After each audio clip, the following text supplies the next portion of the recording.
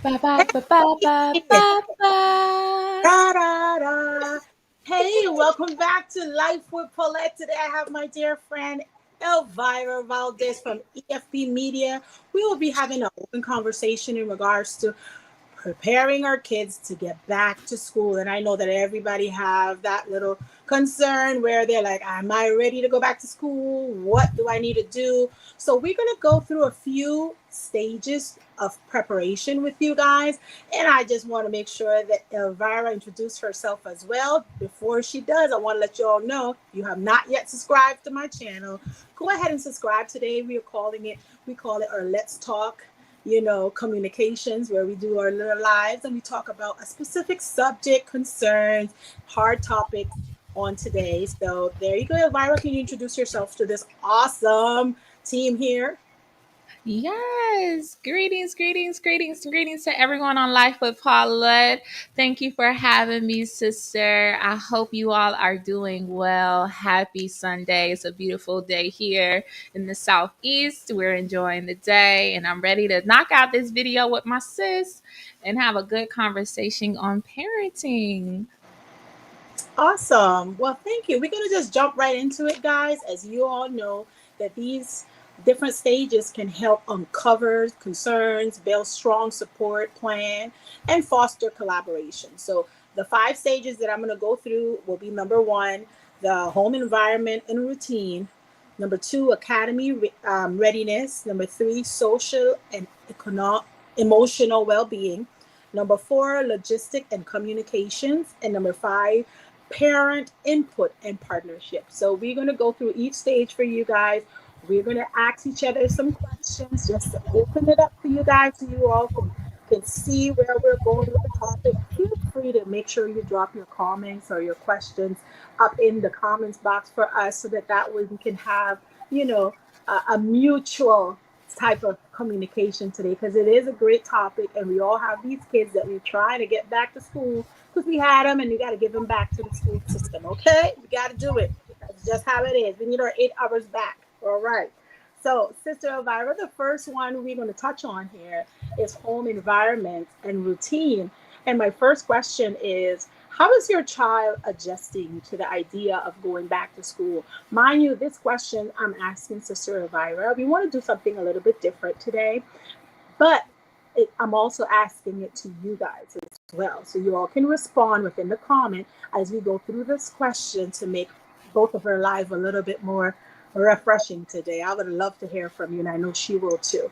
So you want to go first, sis? How's your child adjusting to the idea of going back to school? Well, thank you. Yes, I will. So Legend is slowly adjusting. He This will be a new school for him this school year, so it's going to be something new for him and mommy. He's curious, but he's also a little cautious as well. He adapts a little better than I used to when I was his age to new environments. He thrives on structure, so we've started having, many conversations. We started these conversations back when he was still in his previous school.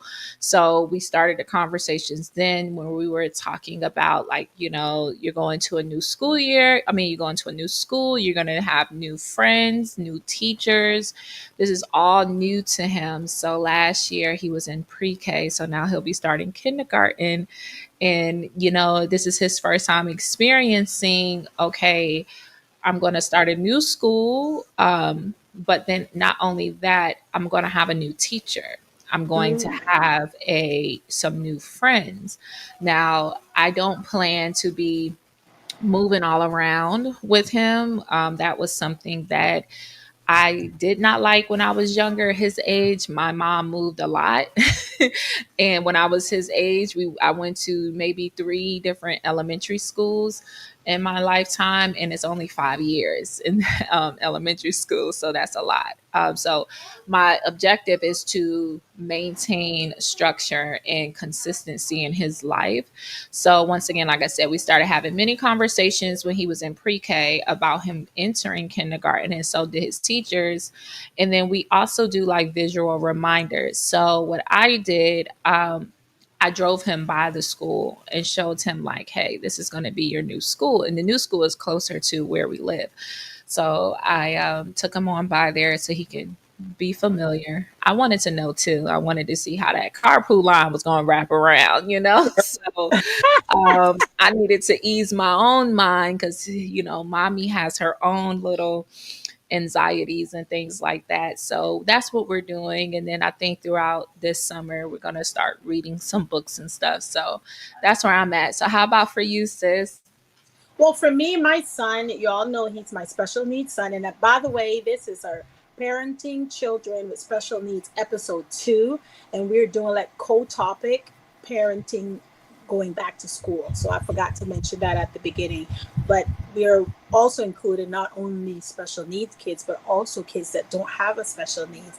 And their parents can share also how they're working through these process. So back to your question, how is your children adjusting to the idea of going back to school? My son loves school. I'm gonna tell you, his teachers, I be worried because first of all, I'm joyful to know that he is in an environment that everybody is so loving and caring, and they already know who my child is, and he respects them, and they can work with him, and through whatever he's going through, they'll understand him. That makes my heart settle. So my son he's right now, he's like, mommy, I don't want to go into a new grade. I want to stay with my old teachers, because every year they get a new set of teachers, and every year he says the same thing. Mommy, I want to go back to the old school because I do not want to leave those little set of teachers. He don't know that his new set of teachers probably a little bit more fun because he's moving from ninth grade to 10th grade, and the activities is going to be a little bit different. So for him, I have no issues with him. Mind you, because he's a special need kid, they have a program during the summer, so that way he do not lag when he gets back into school. They're just there to make sure that he is catching up to date with whatever they learned him last year, so they keep him refocusing. Mm. Is that sense?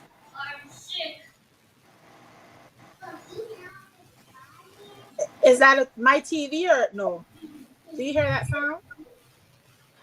That might be, you hear a legend in the background. Oh, that's Legend. Okay, I was like, He's, oh, wait a minute. I'm sorry. What's that? Legend, keep it down a little bit. No worries, no worries. I was just making sure that the kids didn't have their phone on, and I forgot something downstairs. So yes, that question for me, sister. My son has no issues. He always was a person that loves school, and he can't wait to meet his new teachers. And mind you, the friends that he had from primary, they transfer to middle and high school. So they're the same students that he been with all since he was in, like, I would say maybe fourth, fifth grade. That's the same amount. Okay. So you know, you get that same type of routine, and this person or that person. Everything is familiar for him. So for him, he's adjusting quite fine. He already told me he can't wait to go back to school. I'm like, well, Jaden, I'm gonna miss you. He's like, mommy, but I have my friends. Okay. There it is, girlfriend. I tell you. So let's go right back into the next question, guys. And if any one of you guys would love to answer this question, feel free to Yeah, just join us. and then once I get to the second stage, right now we're talking about the home environment and routine. Once I get to the second stage, I will definitely make sure to check the comments, because Paulette be talking so much she forget about the comments, and I need to do better at it. Okay. So the next question is, have you started adjusting bedtime and wake up routines? Because I know sometimes with the kids, when they're out of school, they have one routine, and then when they're going back to school, they have another routine. So I'm going to ask that to you, or you want me to go ahead and answer since I'm already on the topic, and then you go? I mean, Yeah, here. go ahead. Go ahead. Yeah, Okay. you can go ahead. So for me, I give the kids an extra hour. So my kids, I have a homeschool. My daughter is a homeschool, and my son, he goes into school. So he has more structure. Not to say my daughter don't have structure, but it's more that if she even run a little bit late, daddy's the teacher, and and she's home. My son has to meet a certain time zones because he'll miss the bus. Okay.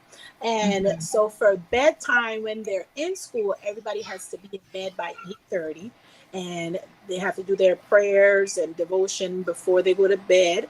And the same thing for when they're out of school, that process continues. However, though, they get another hour extra to stay up.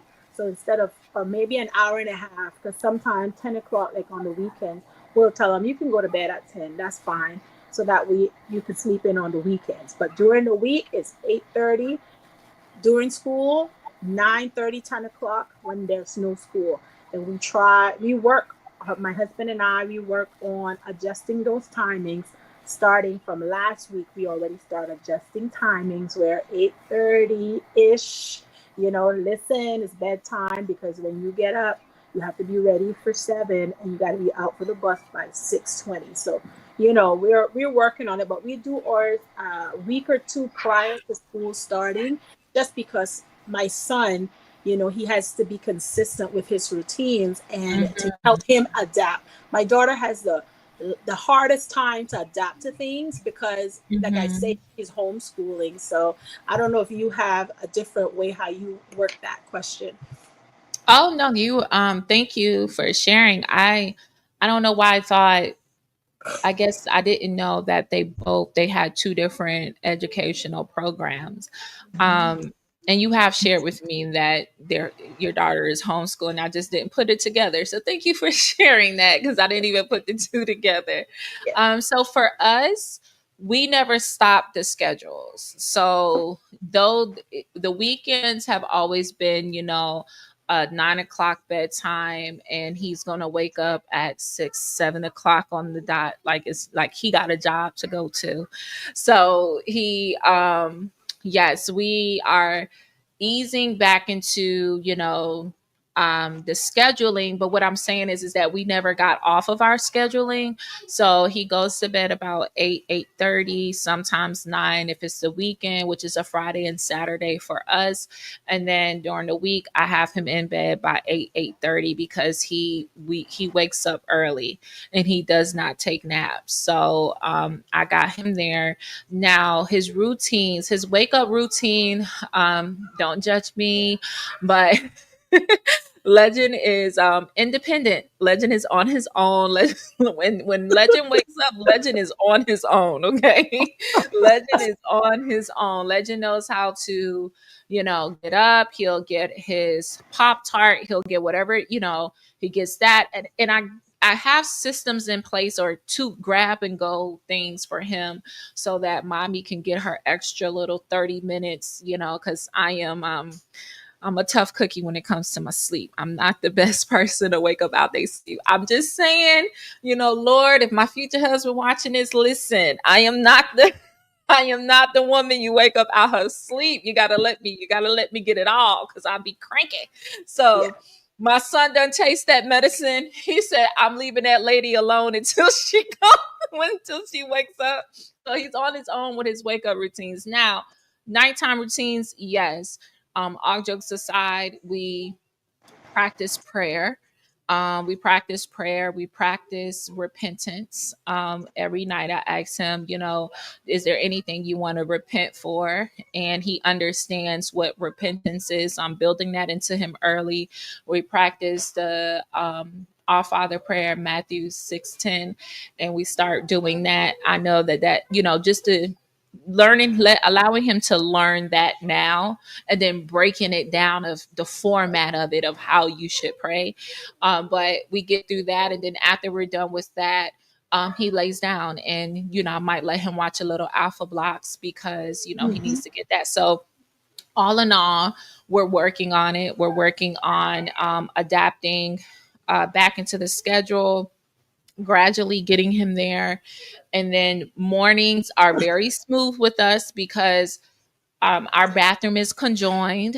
So he gets up, I hear him, he's brushing his teeth, he's washing his face, and then he goes and gets his breakfast, grabs and goes. He sits down, he watches a little TV until another 30, 45 minutes, and then mommy is up and I actually prepare his breakfast. So that's our little routines here in the house. I told you he 5, but like you call him a He's grown a man. grown man, girl. He's a grown man. He handles himself. That's what I'm talking about. You know, I mean, I can't. I could just see him just doing his little grown man stuff and taking care of himself. And like, boy, my mommy overslept today. You know, I wonder when breakfast is coming He in. said that to me. He said that to me this morning, sis. He said, I did oversleep. He did. That's so funny. He came in because he came in at 7.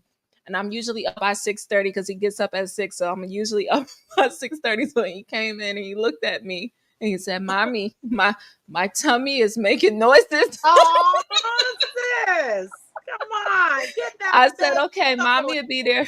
Mommy will be there in a moment. So Oh, I got up and it still took me a little while because I stayed up late last night. But I told y'all don't judge me now. My baby be on no, his own. That's why I'm like, do you really want another child? Because girl, you got an independent one right now. yeah, but you know, sis, I like that because we want them to be independent. You know, um, Yes. I didn't went into all the detail, but you know, my special needs, my child has special needs, and Yes. we have to keep him on routines as well. So the routine Hmm. is he get up in the morning, and he also has to first he has to go shower, brush his teeth, come out, prepare his own breakfast. Now, because he do summer school, what they do is they'll give them breakfast at the school too. So what we found out, child, my son was eating at home breakfast and was going to school and eating breakfast too. So I'm like, Jaden, you can't do both. He's like, but mommy, I love my burritos. Let me tell you, he loved himself a burrito. So I'll make the burritos for him prior so that he could prepare them for himself in the morning. And then he'll go to school. So my husband told him, you can't have two burritos now, Jaden. You only can have one, or maybe how about none? Because when you go to school, they're going to feed you as well. So we're working on Mm. those routines for him because sometimes it can slip. But you know, it's not easy, girl. It's not easy, these routines. And my daughter, she loves to sleep in. So she has the hardest times to adjust to what reality looks like. She's still being La Mhm. La Land. So she may, because she's so used to being at home, homeschooling, and she will back her schedule up too far sometimes. So, Mm. but yeah, that's awesome. Legend is a little grown man, girl. You leave that boy alone. Let him do the thing. Okay? Oh, sister, Davis got a comment. It's on topic, so you want to go to her comment. She says, Yeah. "Okay, You want to do it or you want me to do it, I sis? don't know how to pull it up, Yeah. but I'll read it. I'll read it. It says routines were hard to maintain for my son because children with autism have a hard time with sleeping at night. They will stay up the majority of the night." So that was from Sister Davis. Sister Davis is one of the moderators in the chat for both channels. And she also has a son with special needs. Her son is now 22 and he's no longer in school, but she's reflecting and sharing from when he was in school. So that was good to know. I wish she was on the panel. I would ask her um, with that, when it was time for him to get up to go to school, like was that hard, or because How like was if the he, process? yeah, like how would that work, would he be able to stay home from school that day, so Sister Davis, if you hear me, feel free to respond to that. Yes, and She said I'll put oh, the link in the chat too, so that way okay. She that was said, good. I felt bad having to wake my son up for school, knowing he probably just fell asleep 2 hours before. Okay. He had to get up and get ready to catch the bus for school. There you go. She said, "Don't push back, push forward." Because I said he 22. So guys, I kept saying little Will was 20, 20. and both Yeah. Paulette and Sister Davis like 22, honey. Don't push him back. We going forward. Don't push back. Don't push back. But I remember coming when I was back in on the mainland. I had a friend doing my schooling, and they had their sons, and they had a total between both of them.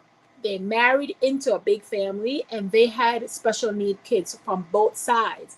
So they had a total of 8 kids. Okay. They had five, one had three, one had two, and then between the two of them had three. So that made 5 special needs kids. Some of them was more on another spectrum than others, but they had a big household. And they will tell us the story. It's so good how God works, right? Because even though they had 8 special needs kids, meaning autistic, where they can't sleep, and they will tell me the jokes where they have to chain up the refrigerator and put a padlock on the doors because the kids will go out, or they'll go in the refrigerator and pull out all the stuff, and they'll wake up in the morning, all the food is all over the place. So they had their own mechanism. Yes, they had their mechanisms of how they had to put the kids down, how to quiet everything down. Like literally, my heart goes out to the ones that has the the kids that is all the way out there, that sending them prayers and kudos, because Lord have mercy. I mean, when they would tell us the story and they would laugh about it, and the two of them were taking out their masks and they're like, yeah, we can handle it. We just chain up everything. And we dare forbid that we don't chain up that refrigerator, because all the grocery will be all over the house. And I'm like, oh my gosh. So some kids in the special needs area has more that they need to work on. All I can say is anyone with any special need kids, we got to pray for them for more patience, understanding, patient understanding, because it's not an easy role. It's not. So I just wanted to add that to Sister Davis' comment. Yeah, that's intense. But Yes. it's not more than you can do, and you all make it work. And you guys are strong, because that's a lot. That's a whole lot, and I don't take for granted the independence that comes along with the other side. But I admire you all, because that's a lot to wake up and your groceries could be all of you sleeping good, and you wake up, the milk over here, the pancake mix over there, and then what can you do? You got to just clean it up and keep it pushing. And So learn from it. Before we go any further, I want to send out some shout outs. I see that Sister Arlette is up in here. Sister Arlette, I give you a wrench because I saw you up in these comments and you're doing your thing. And I just want to say thank you so much for coming in and doing your thing. So you get a wrench here on Life with Paulette. I want to thank Sister Dawn for dropping by. Shout out for Sister Dawn, Sister EFP yeah, for coming. Sister Davis is up in here. Thank you so much, sisters, for showing up and showing some love. We appreciate you guys, each and every one of you, for yes, we dropping do. a comment or a like or subscribing. We appreciate you. So let's go to the next question, sister. As we all know, Do you want me to do that one? um, any changes at home? Yes, yes, that'd be good, sister. Yeah. So the next question we have, and you all in the chat can definitely transition. I mean, not transition, but share. If you a mommy, daddy, or uncle, auntie, share. Especially because if you are auntie or uncle, you helping raising them children too. Them your kids too. So, are there any changes at home, new siblings, moving, etc., that may affect the transition? So go ahead, Sister Paulette. So for me, I do have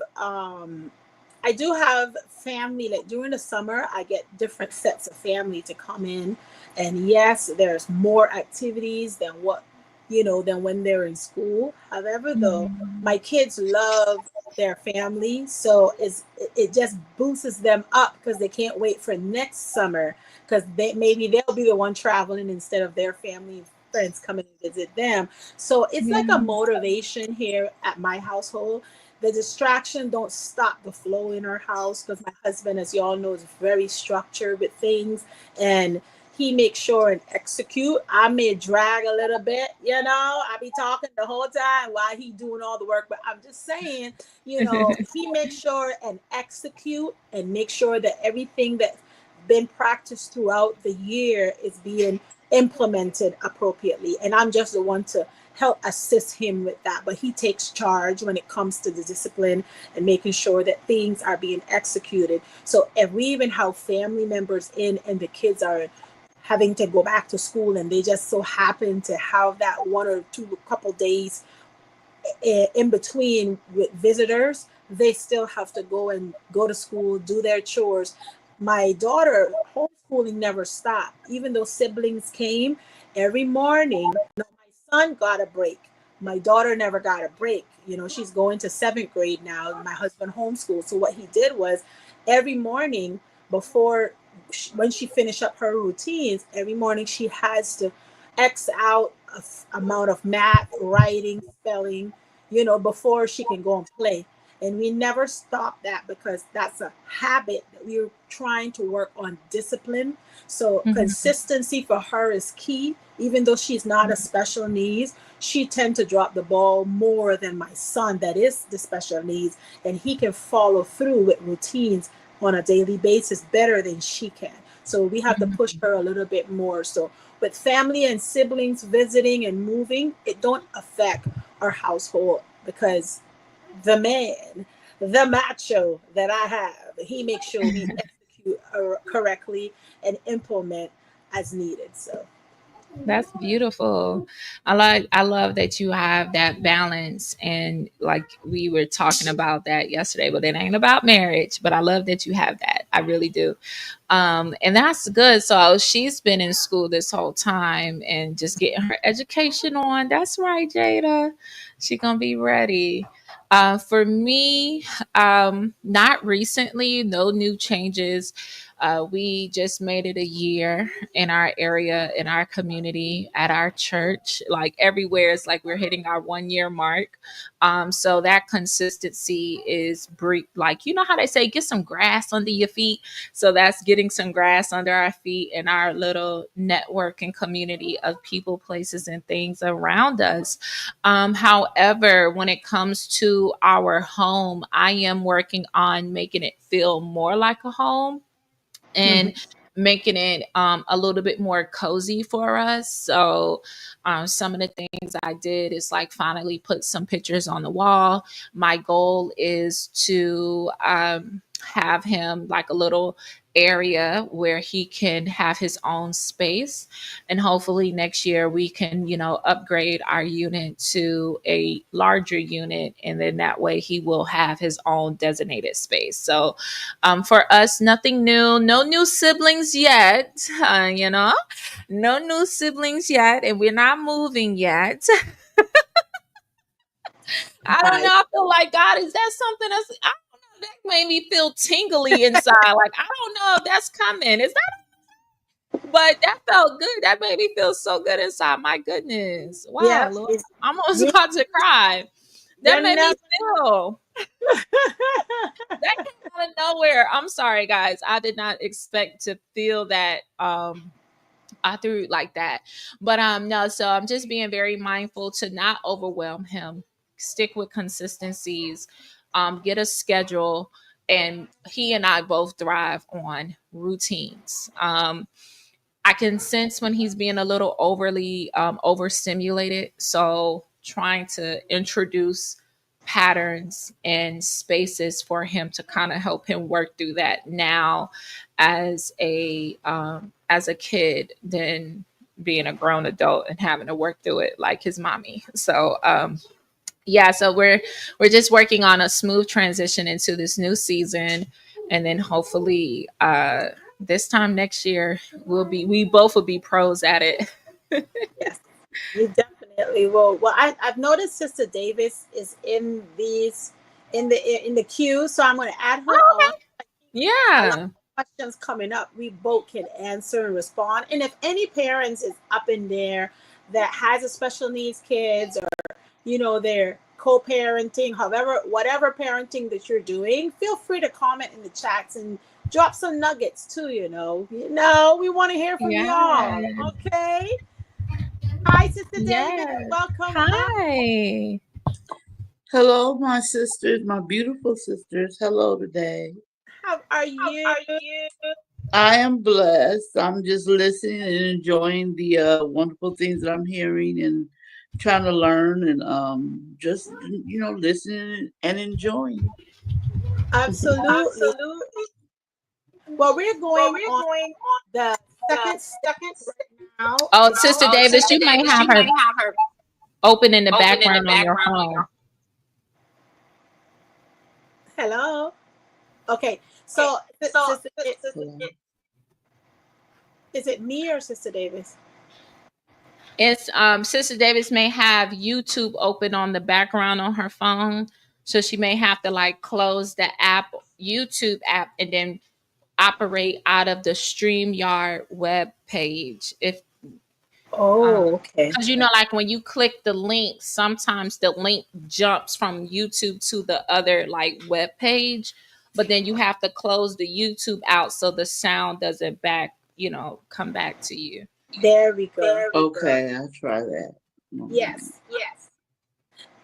So the next set of questions, meaning stage number 2, we're going to talk about is academic readiness. And I think that's did we hold on? We're on it, right? Yes, we are. Yes, so that's stage number 2.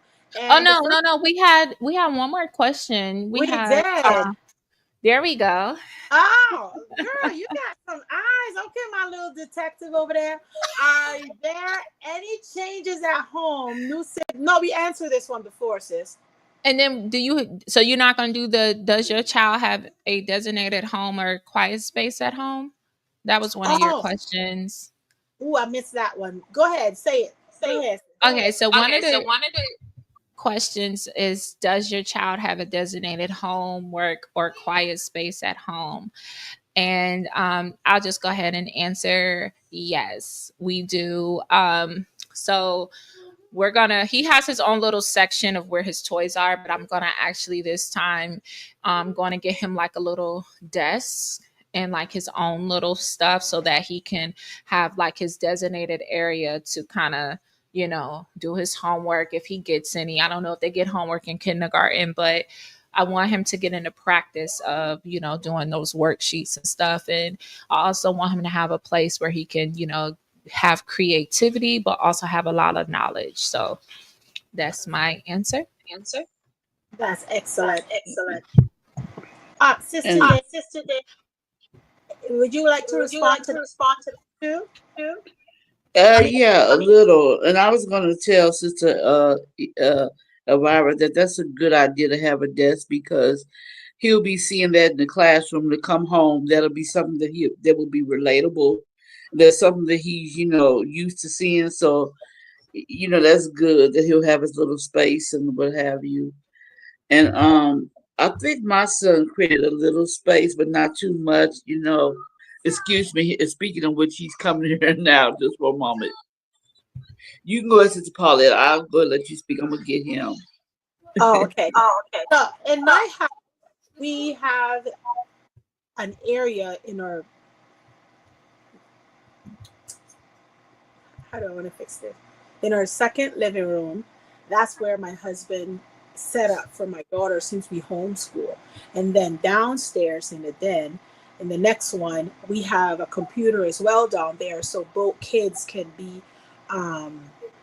they can be in their own little space. Now, my daughter, because she's homeschooled, she already have all of her computers and all the things that she would need to use on a daily basis because she is homeschooled. But we also have an area where my son can go off in his own space, and he already know where his space is. So sometimes it's very healthy. When he was younger, in his bedroom was his space, because his bedroom has like all the toys was in there, all the nice little educating stuff. We used to do a whole lot of printouts, like the ABCs and all that thing. Everything was in that little table by the desk, plus all the extra CDs where we had to play the sounding of his alphabet and stuff. So he had his own little setup.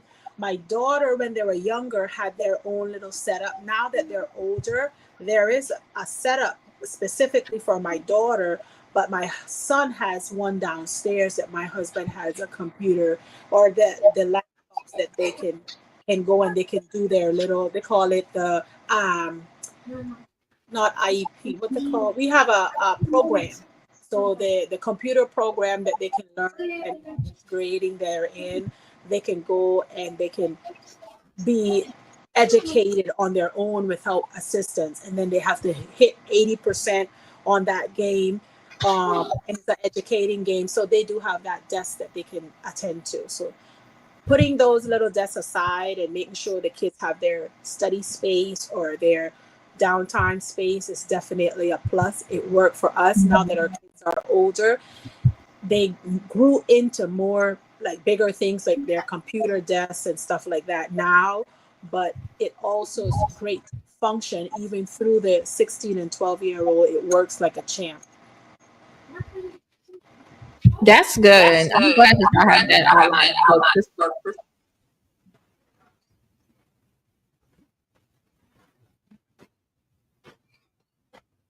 Sister Davis, took you, wait, Sister Davis, I took you off just so when you come back up, because we were getting the little background. Maybe when I put you back on the stage, the communication will be a little bit more clearer instead of the feedback. So go ahead, Sister Elvira, as you were mentioning. Just let me know when you're ready, sis. Yeah, no, that's amazing. I'm glad that y'all have that set up. We I want to laugh, but it's literally just a joke. I was gonna say, we got humble beginnings. So our living room is our dining room, is the playroom, it's the it's the schoolhouse, it's the Did you it's see the how I was trying EFP, to it's say the it? I know, but I had to say it since the I dining was room is the trying. EFP Media Studio, it's the playroom, it's the classroom, it's the eating area. EFP, I knew why I skipped that question, and you just had to bring it in. It's EFP. I'm gonna get you out No, there. I didn't know. I didn't know. But no, that was a beautiful question and I love it. But no, that's beautiful, and I but you know what? Growing up, my mom had it like that for us as well.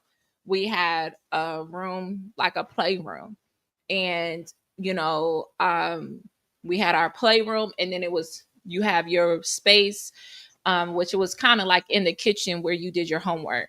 So we had our designated spaces within the house, and I always think it's needed for children to have their spaces as well within the house because they live there too. So Mhm. no, that was good fun. That was good fun. Okay, we could go to the next. I'm gonna get you. I'm gonna get you.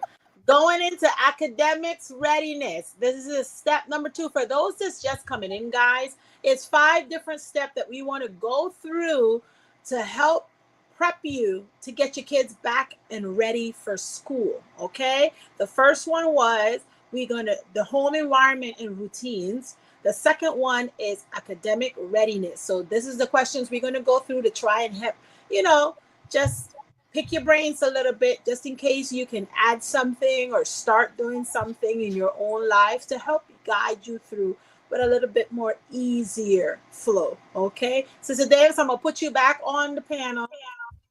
Oh, sis, I didn't get the academic readiness. Oh, you did it? Yeah, can you send that to me real quickly? Sorry. Yes.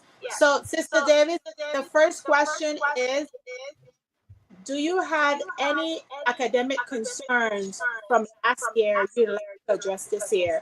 And I know your son is out of school. However, though, you may have general concerns. I'm saying Sister Davis still got that playback. I don't know what to do because I'm in a room by myself. I've It's closed the out the phone, not your YouTube. environment. It's the phone. So it's something you got it playing on 2 apps.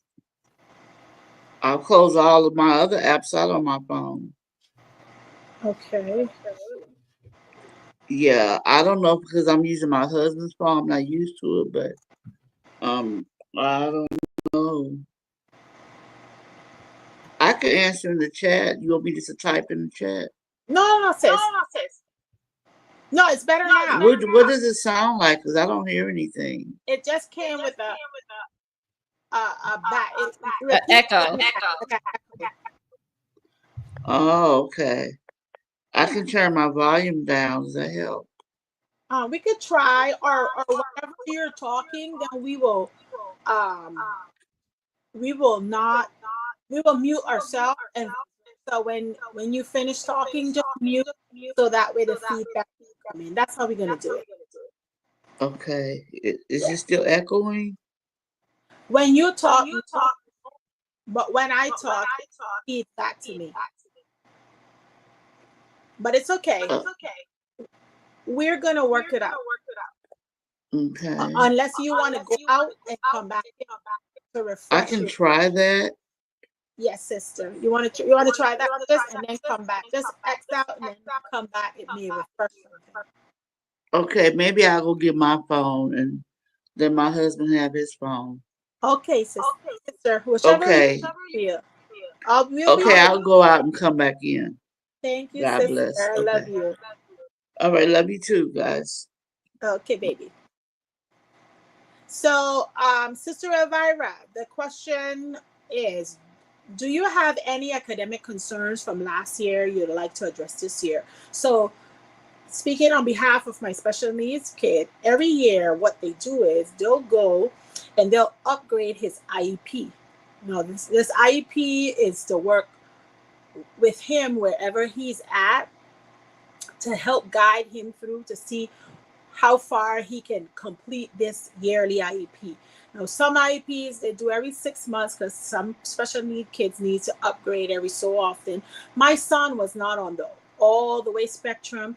He only had the cognitive and the speech disability. So for him, his IEP was specifically catered around speech, fine motor skills, was catered around physical, so we got his IEP to work specifically on those areas that he needed assistance in.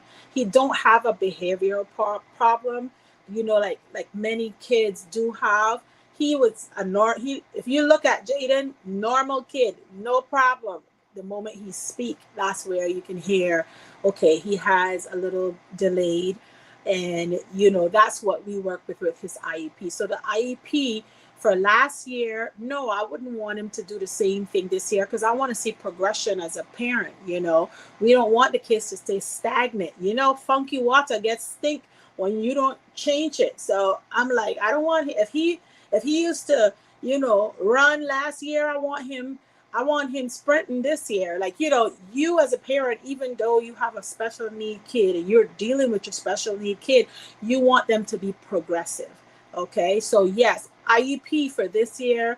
When it start, we're going to have a fresh IEP, and they will do the exam from him from last year to this year, and they're going to present us with what he needs to work on a little bit more. This is where they're going to see him. It's like a future focus for the parent and the teacher to work on. So at home, we get to work on things, and at the school, they get to work on things, and we both, like, we co-parent together, teacher and parents. That's how. So my question, to answer that question, that would be what I would say. No, I don't want my son doing the same little tic-tac dance last year and this year and the year after that too. I want him to be in a progressive stage, even though he's special needs. What do you think about that, sister?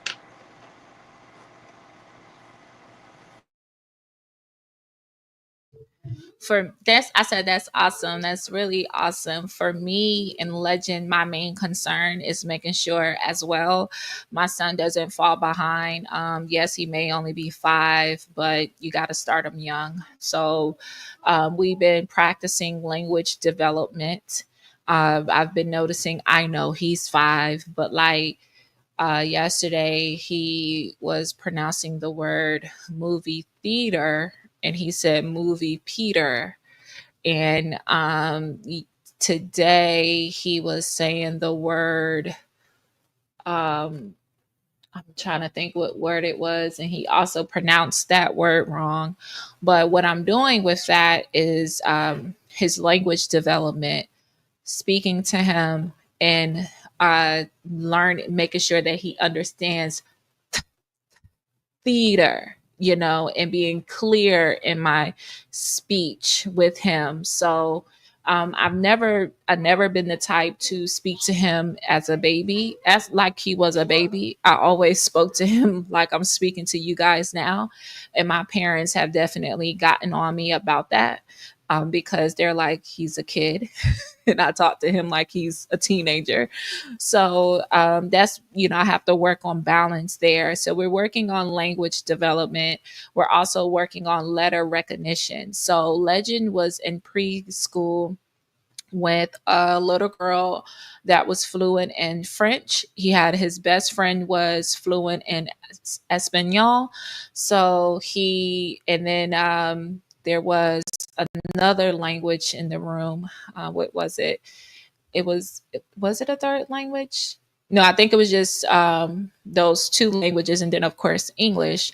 So in his classroom, they intertwined the two that were fluent in the other languages, and then he also, his best friend is biracial with Latino and Caucasian, so he would be fluent in English and Spanish. So then Legend will been around that environment where he's listening to them, and so with that being said, that language development has been there. Now mommy's not fluent in French, okay, and mommy don't know Espanol like that, but he had that experience, so that I want to continue him in that so that he can get familiar. I think in America, every human being in America needs to know at least two languages, be fluent in at least two languages, because we are starting to feel like the melting pot of the world. So I feel like that's important. So going back to that, however, last year was more about foundation. So, and letter recognition. So with letter recognition, we're working on not that's the letter A. We're working on ah, ba, k, d, e, f, j. That is what we're working on, because that's how you learn how to read. You don't read by A, B, C, D, E, F, G. That's how you learn how to spell. You learn how to read by ah, ba, k. So we're working on that now in the home. And that has been tough for mommy, because mommy does it. Mommy's not a teacher. Mommy doesn't have patience, but mommy is learning. So mommy's also taking baby steps and also learning how to reflect that into him so that he's getting familiar. So I don't want him to get overstimulated, as I mentioned before, but I do want him to start working on his retention. I Over the summer, I'm noticing his inconsistencies with focus and retention, and I think that has a lot to do with devices, the usage of devices, and the usage of screen time. Now, when he's with me, I try to limit the screen time, but when he's with other family members, screen time is very, very heavy. And I can't tell people what to do because I'm not there, but I know because he and I share the same YouTube account. So I'll be seeing a lot of recent watch, and it's all of these, this and that. So, we got a lot of work on that. But however, this year we're just trying to stay ahead. So we're working on kindergarten workbooks, and then of course so on and so forth the older that he gets. Hopefully that wasn't too long-winded, but No, that was awesome. We're working on strong communication, because Yes. I need him to definitely express how he feels, and not just how he feels, but also I'm working with him confidence, Mhm. even when he's speaking to me. For an Yeah. example, I made butter chicken, which is more of an Indian dish, and it's very similar to like a curry chicken kind of ordeal. This was new to him, and I asked him, did he like it? He said yes, but he did not eat his food. So I said, are you sure you liked it? And what I was trying to, what I explained to him was, if you didn't like it, it's okay. If you're full, it's okay. But I have to open that communication with him so that he knows that I'm not like my parents. I'm not going to force you to eat, because that's how you build obesity in children. When you force them to eat food, if they're satisfied, we're not throwing this away, but you can That's right. stop eating for now and we could put it away and it's going to be there later. but you can stop now and then come back to it at a later time. So we're learning that communication. I know that I might be a little too deep for a 5-year-old, but I just want him God, to be like, he's a grown man. I already told you that. He can handle it. Legend can handle it. Trust me. Okay, that was great. Thanks for sharing that, sis. You know, sometimes we we start sharing and then we realize, oh my gosh, there's so much I need to share. And then you're like, am I saying a little bit too much? You're never saying too much, especially when it comes to our kids, because we all as parents, you know, not everybody has the opportunity to have these kind of conversation and to share these kind of topics and stuff. So these I consider tough conversations, especially for parents in general to have, because most people don't even try to be on autopilot, not even think about it. They're just going through the day surviving, you know. So yeah, thank you for sharing that. You know, that's a great information that you share there, and hopefully the audience are enjoying it as well. I see they're taking notes too because they're not in the comments. So thank you guys for all this awesomeness and for your support over here on EFP Media and Life with Paulette. We appreciate you guys. You could have yes, been thank you. anywhere else today other than here with us, and you're here with us, so we're grateful. Yeah, Gratitude is our new name, okay? yes. Next question, sister. Does your child need extra help with reading, math, and other subjects? And I know you mentioned it prior, in regards to things that you're working on him, you know, the pronunciations and stuff like that. Um, you want to expand a little bit or add on to what you already mentioned in regards to that? Yeah, I'll start off. So he's very fluent in mathematics. Mhm. I think he's gonna be he's very STEM oriented when it comes to like science. He's really good at the like I don't know where we would put the ballpark of the mixing of colors, but he retains that a lot. So he'll tell me this color and this color makes this color, this color and this color makes that color. And mathematics. So he'll tell me he's rattling off multiplications now. However, the reading and comprehension is where we're a little at a slower pace about. And that, I really think that's only because he was tapped in with number blocks very early on. He's going into like his third or fourth year of watching number blocks. So that is where we're kind of like, okay, you got your numbers down. Let's start working on your alphabet, your pronunciations, your communications. So that's where I would say that we're learning more reading and phonics, as those aren't his strong suits as of yet. But with repetition and reinforcement, we're going to see growth there. So we're working on that, and we'll be focusing on strengthening those skills with more hands on tools and creative learning, and also using the things that he currently has. Like, you know, he loves his cars and his Hot Wheels and stuff. So using those to drive his attention span to put your car on this, you know, like doing that so it can get his mind kind of working and excited to do it. So that's where we are. That's awesome, sis. That's awesome. I mean, learning is ongoing for the parents and for the kids, because we Yeah. sometimes have to learn it first in order to teach it to them. And sometimes we may know it one way and the school is teaching it in an upgraded way. So we have to go back and learn it so we can teach them appropriately. Mhm. So by the way, I'm seeing hi brother T Wood. T Wood says um the island of Hawaii was under a tsunami warning. Everything okay over there? Yes, brother. Everything is good over here. God blocked it. Okay. It turned into nothing. All right. There we stand. It turned into nothing. God blocked it. Hawaii is good to go. We are in Honolulu on the island of Oahu, and we are good to go. Thank the Lord. Praise the Lord. Praise the Lord. But you still keep in prayers just in case all the other islands around us may get something going. But Hawaii, Yeah. we're good to go, brother. We're good to go. Thank you for your concerns. I appreciate it. Um, Yeah. does your child need extra help? So with us, as I was mentioning, I couldn't remember the names of what we use, the programs my husband used. So he just texted me the response. I was like, man, what do you use again? So we use IXL and IEW.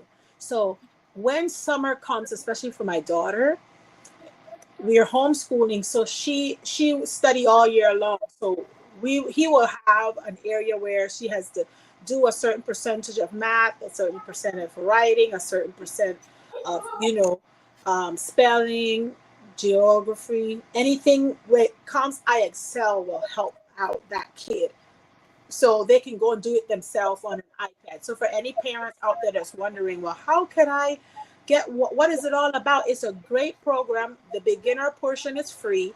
And then the other, if you want to go in a little pro, you will have to pay for it. But it's definitely, especially since your child is moving from kindergarten or going into kindergarten onward, is great for them. It's made specifically for their age bracket, and that kid can expound himself as if you allow him to go on there at his age bracket, and it will guide him. So some kids may not be able to read good, and you're like, well, how the program can know?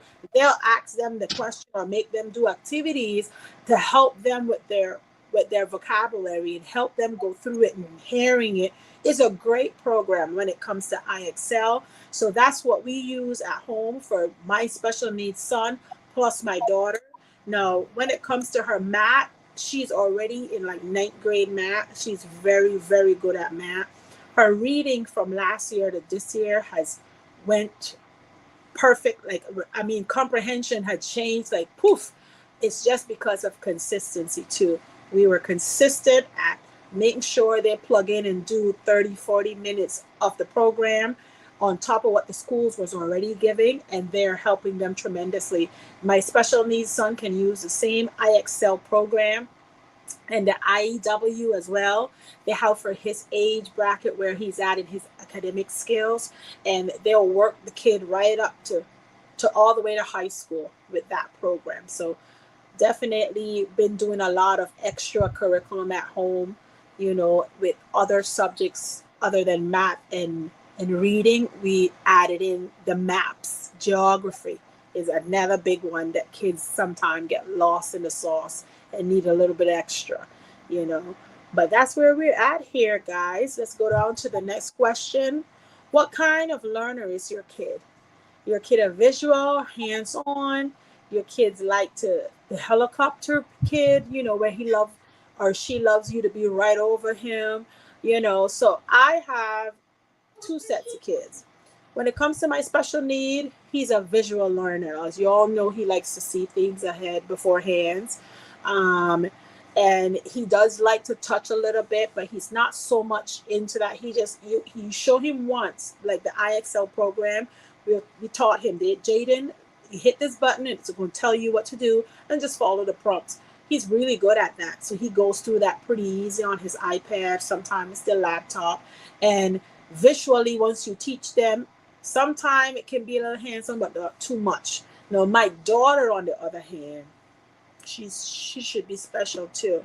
She needs the helicoptering. She wants you next to her while she's trying to figure out how to do 2+2. Just an example, hypothetically. She loves the helicoptering. She enjoys your presence when she has to do her work. Not like my son, you show him something and he can go off and he can do it and come back and say, I completed it. My daughter consistently likes that attention. I don't know what it is. Or she just like to going back and forth to for company, I would say it. But they're two different kids. One is visual.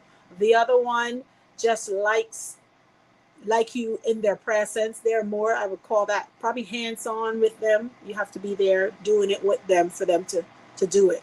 So she's not independent as I would want her to be, but she's pretty good at what she is good at. So what do you want to add on to there? Is Sister Davis back in yet? So that way we could I think she's in the chat, but do you see her at the bottom? Did she come back? No, she haven't come back yet. So Sister Okay. Davis, we're summoning She's, you. Yes, come back, sister. But while we wait for her, my response is Legend is definitely more hands on. He likes to do things his way. Mm. He's been that way since very teeny baby. Um, and But at the same time, he is a visual learner. He has to see it, and that's one thing. You show him, he see you do something one time, he's going to remember how to do that. When we went to see my dad, he was maybe 3 at the time, and my dad has a piano, and he moved the, I don't know what they call it when it covers the keys, but he he moved it, and as soon as he moved it, Legend was looking at him like, how did he, like, how he get there, because he wants to get to the keys, to, and he was looking at my dad, and my dad said, oh no, I can't show him how to do that, because then he'll be up here, he'll know. So he's very, he pays attention. Now the thing is that he is a helicopter kid, and I'm struggling with that, because though he likes his independence, when he's not confident, he wants me right there. So the lack of confidence comes in, maybe adults, if it's an adult, in the room. If there's an adult saying hi, Legend, he shrinks himself, and he gets nervous, and I'm trying to instill in him to be confident. When someone says greetings, you say greetings. When someone says hi, you say hi. And know that if mommy is here with you, you'll be You'll be right. okay.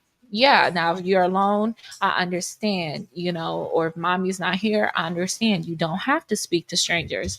But if mommy is right here with you, it's okay to say hi. That has been one of the biggest hurdles in learning social skills and cues for him. And I don't know if we have any of our questions geared to that, but I think that'll be a really good topic one day on this subject of parenting, and having talking about children and social cues, and because I know as a special needs mom, that's probably something really important. Especially. So anyway, uh he's a hands-on learner. He does do well with visual cues and guided interactions, but he wants me to be more of a helicopter mommy, and Yeah. I try not to be, because he's a boy. Can you stop? Hmm. He's a Yes. boy. So I'm trying not to be a helicopter mom with him, though it's in me, though I want to. Trying my hardest not to, because there is no, see the difference, Paulette. And this is not a woe it's me scenario, but to those in the background. But you know what? So what if it is a woe it's me? I'm just being me now. But you have your masculine energy within your home through your husband. So there's a balance there. Here there's it's me. So I have to really be mindful of situations that I'm a helicopter mom on, and situations where I have to take a step back and let him figure it out. So it becomes an internal battle for me. But for the most part, I stand back and I let him do it, and he doesn't like it at all. He wants me to hold his hand through the To through the assist. journey. Yeah, and I don't. And that's just part of, you know, they're looking for you. That helps when you leave them, let them figure it out. It helps their independency. Like my daughter, like I mentioned to you, you could be next to her, she could do that in no time. But the moment you separate, she like have this anxiety, like, oh my God, the end of the world is gonna come. So it's like, I can't do this. And you're like, but I just showed you how to do it. You need to learn to do it by yourself without the presence of mommy or daddy next to you. Now she's doing a little bit more better than when she started. However, though, she still will, I would say, not demand, but she still will want that attention where I don't know how to do it. And you're like, you know how to do it, but she want us there next to her. So, you know, and I'm a helicopter mom. That's why I'm not a teacher. And it's hard because I like to be hands on. Sometimes I like to be up in there and like, what do you mean you don't understand it? Come on, let me show you how to do it. You know, and instead, my husband is more like, no, no, no. She know what to do. She know the steps she has to take. He's more of the I showed you how to fish, now go fish or you gonna starve. You know, I'm more of a, oh, you didn't catch a fish? Come and let me show you how to catch a fish. I'm gonna help you out. Let me fry it for you while I'm at it too. Just this time. Next time you're gonna do it yourself. But I'm so helicoptery, I can go in there and just mess it up. And it's not a good thing because the independency she's not getting when I'm around. That's how I feel. Like I sabotage a little bit, so I have to remove myself so hubby can take over and do that tough love type of stuff. But girl, sister, you know. Now we're coming up on the third stage of this pre-prep for back to school parenting.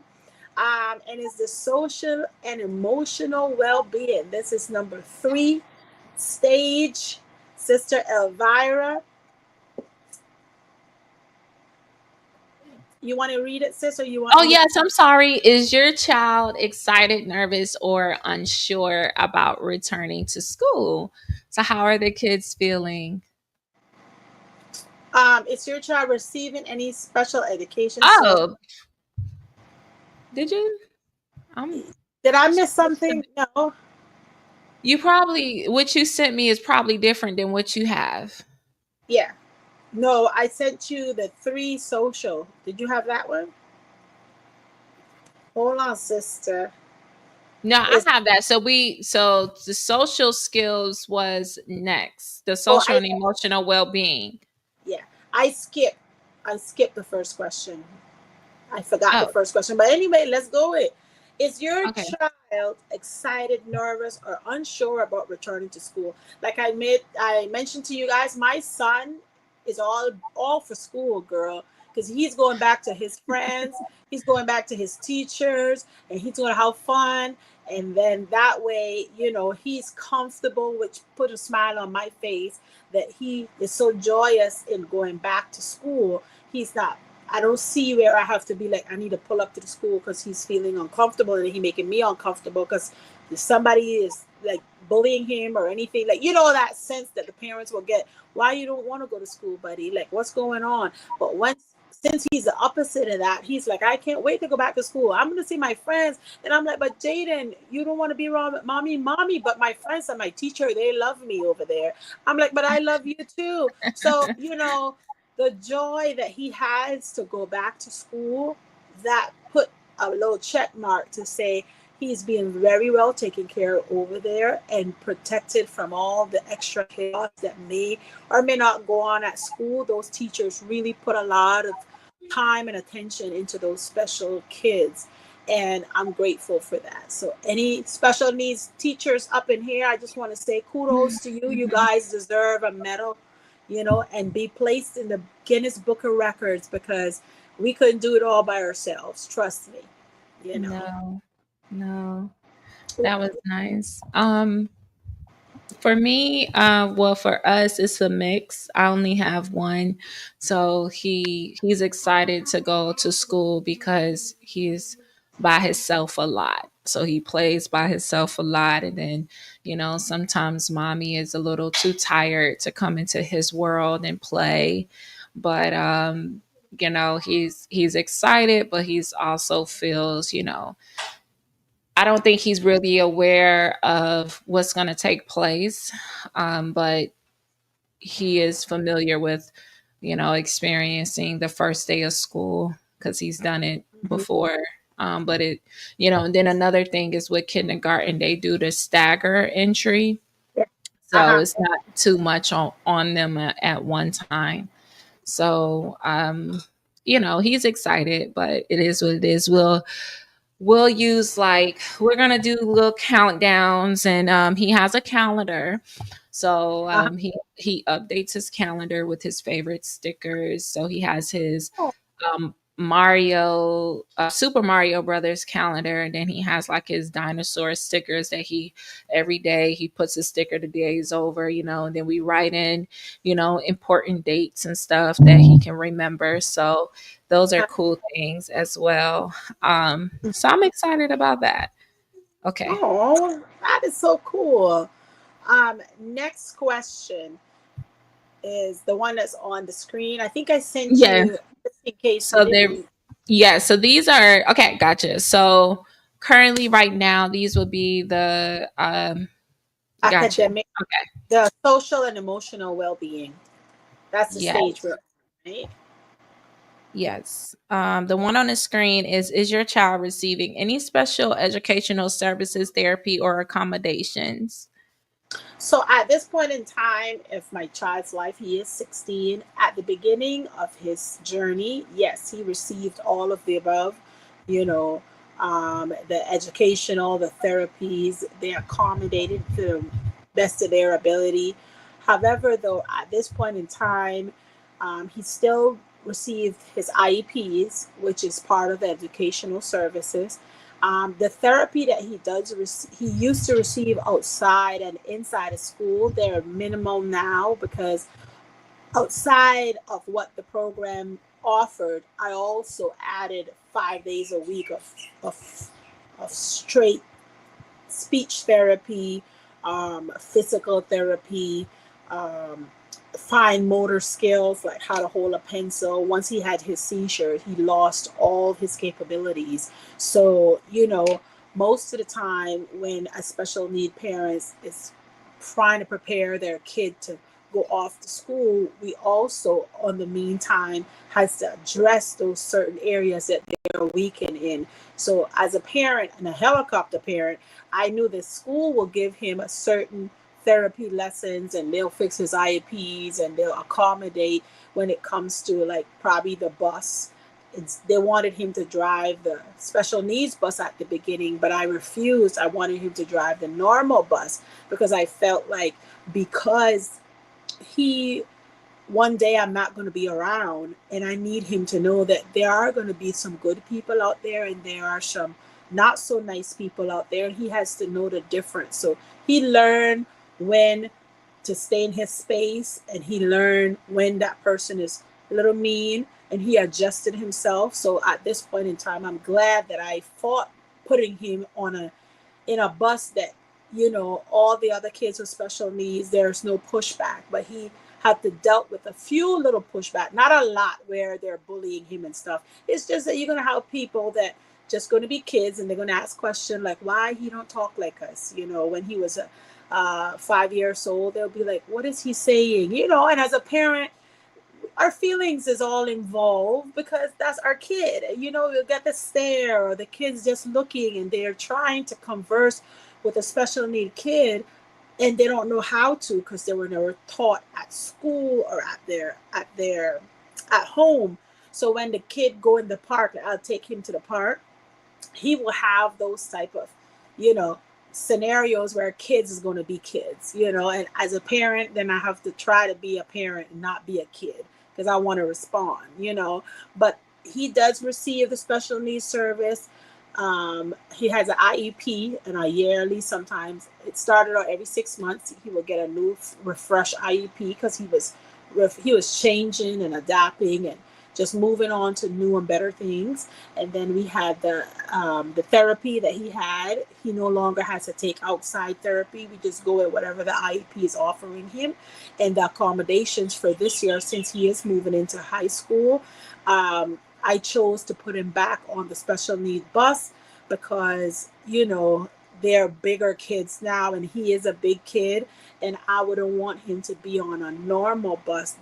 Actually, the normal bus that they have is the city bus for the student to ride on, and they have all kind of people on those buses. It's not a specific bus just for the students. It's a bus for the whole community. If they're going to work, like a public bus, and I'm like, I'm not putting my kids on that.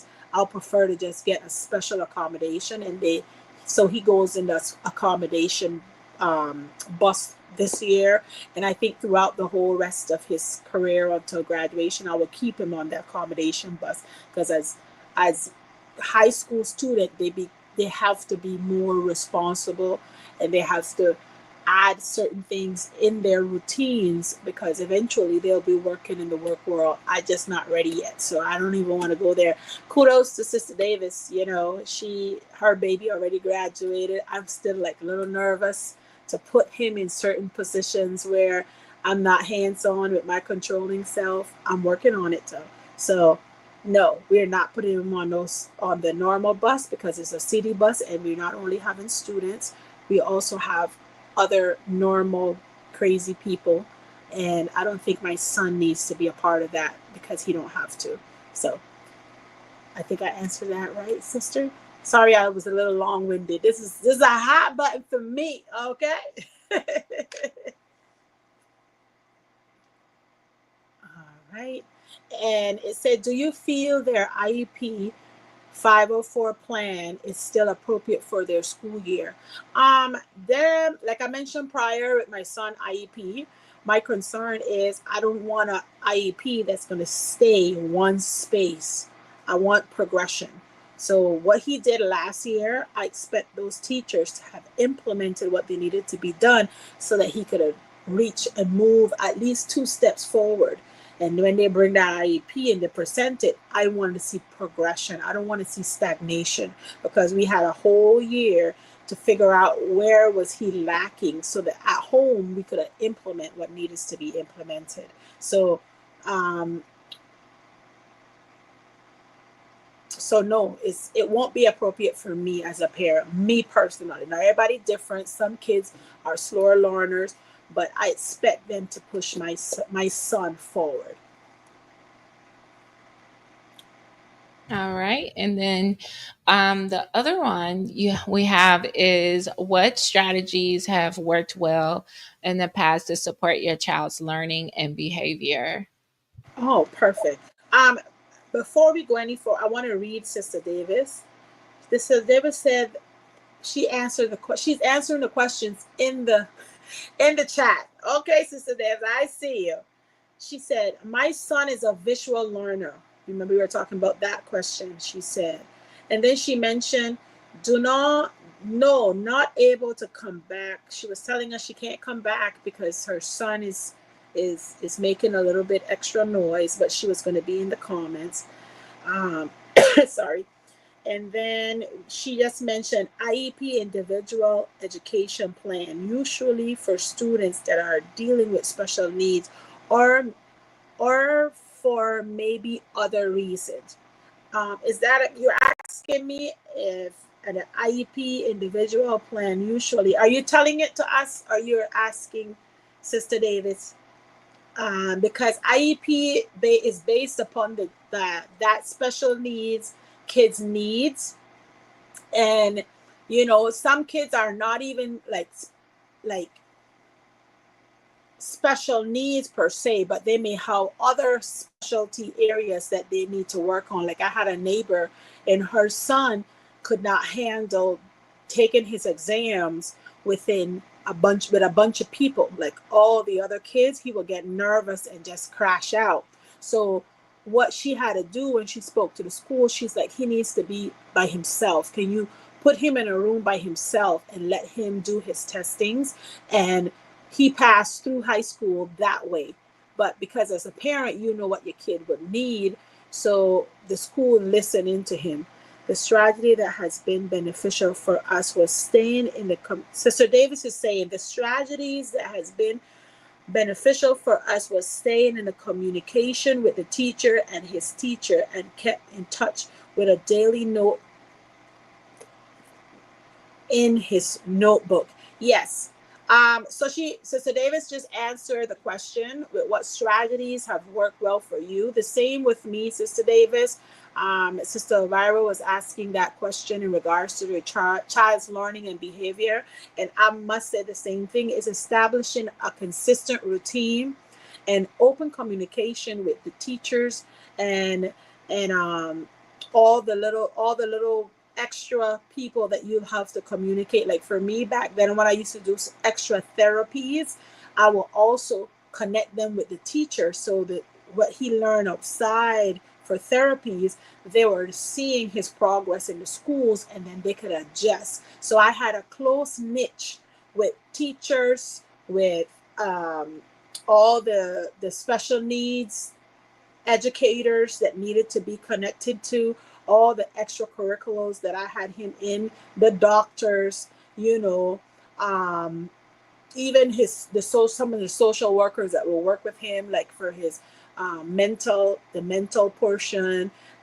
Everybody was connected. I had a group, and everybody will communicate with each other and update so that way they'll know what to work on. Otherwise, you have 5 to 6 different teachers one way, doctor the next way, your special needs system the other way, and nobody is communicating, and the kids is just getting what they don't need at that moment in time. But when you connect everybody together in that little cycle, what happens is everybody works in unison, and the kid is mostly beneficial when it happens that way, instead of everybody doing their own thing.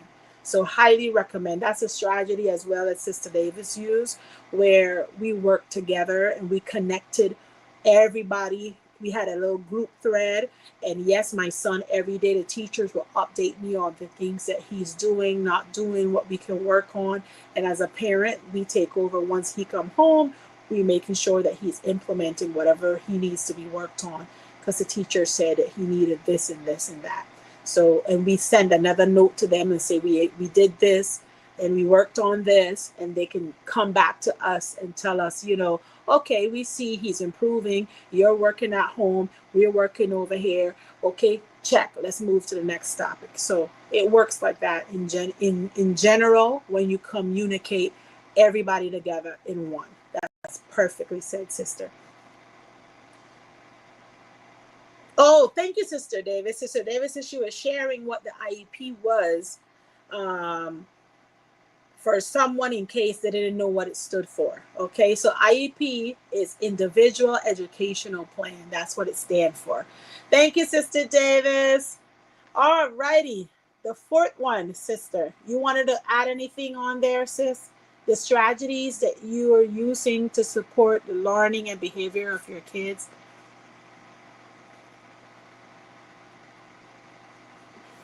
I would just say consistent routines, sensory breaks, like I was saying before, breaking his attention from being on the phone so much. Like I said, I'm starting to notice that he's been clinging to that phone a lot, but that's also due to him being in another environment that's not primarily with me. So that's been something that we've been working on, positive reinforcement. So making sure that he's, being uplifted and affirmed when he does do something right. And even when he's not, you know, creating positive communication.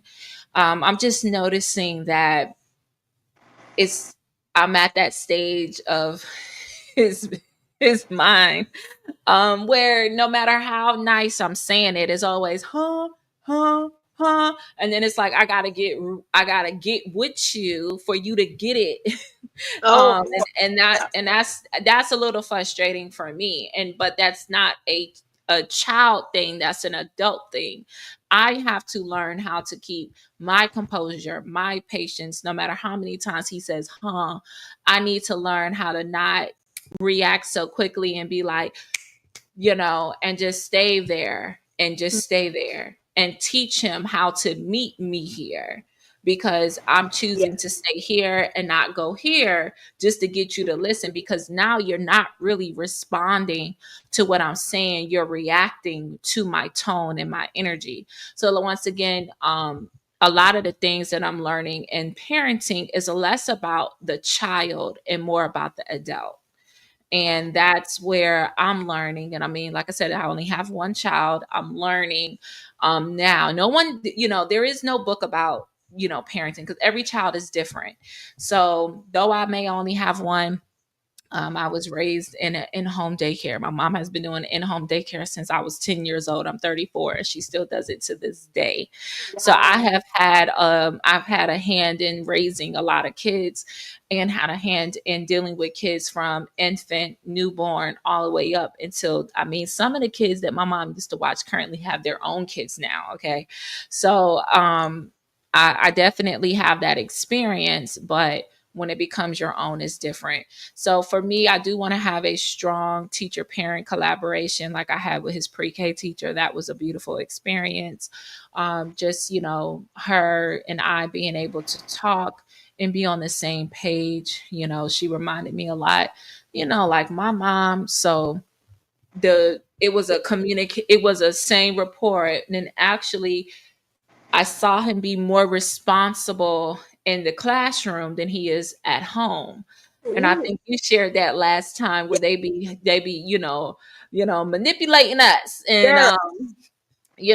I remember I was talking to my therapist, and I was just talking about parenting and stuff, and I used the word manipulation, and I was like, to describe one of the things that my son was doing, and I said, "Oh, I'm sorry, I shouldn't say that about him." And she said, "No, it's okay, because she said children do. Yeah. They're smart enough to know how," she said, to get their way, because all it is when you are manipulating someone is only so you can get your way. So Yes. anyway, back to the question. That's Yeah. good. That's So good. work Thanks. well in the past for your child's learning and behavior. Yeah. So consistent schedules. And one thing is I really need to scale back on those sensory screen time, because it's affecting his attention span. And we know for little Black boys in the educational system, that is very serious. And we cannot allow him to go into those environments without having that structure, which is why I really do enjoy church, because he is instructed to sit for 2 hours, Yeah. and that is something that I think is needed. It is needed, because you can't just walk around and even he be sit up there playing with his fingers. He's so bored, he playing with his fingers. And I still be tapping him. And I know the lady beside me was probably, because she don't have no kids, and she probably was looking at me like, she looked at me like, leave him alone. I wanted to tell her, mind your business. Ah! Because these kids, like, because he needs to understand that you don't know, we're not doing this, because when you go to school and it's time to sit and you're doing this, they're going to try to say There will. something wrong with you. It ain't nothing wrong with you. That's true. So unfortunately, I can't allow my son to have that liberty to do this and play and move his hands and do all of this when he's supposed to be sitting still like the rest of the children, because then my child going to be labeled while the other child is not. And that's Yeah. because that's all the agenda. Yeah. They do that, and I'm not going to sit here and allow him to be in no environment where he could play with his hands and do all of this and do Yep. that. And then when another child that looks different than he does it, it's nothing wrong with him. But when Legend does it, he's labeled with ADD, Yeah. ADHD, when he doesn't ADHD. have it. Yeah. Yeah, he Yeah. doesn't. There's They'll nothing be wrong with quick to him. slap it too. They're Yes. quick to put it So like, oh, he need to go in another class. You're not doing he ain't this. going to no class.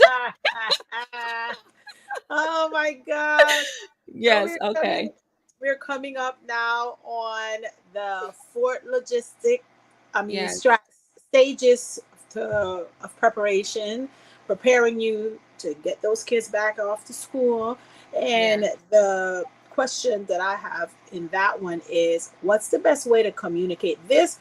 The logistic and communication is mainly focusing on the parent now preparing themselves, because sometimes the school or whoever is educating your kids, they don't know how to contact you, so you must be mindful that try to figure out, remember we talked about that structure, of communicating, an open communication.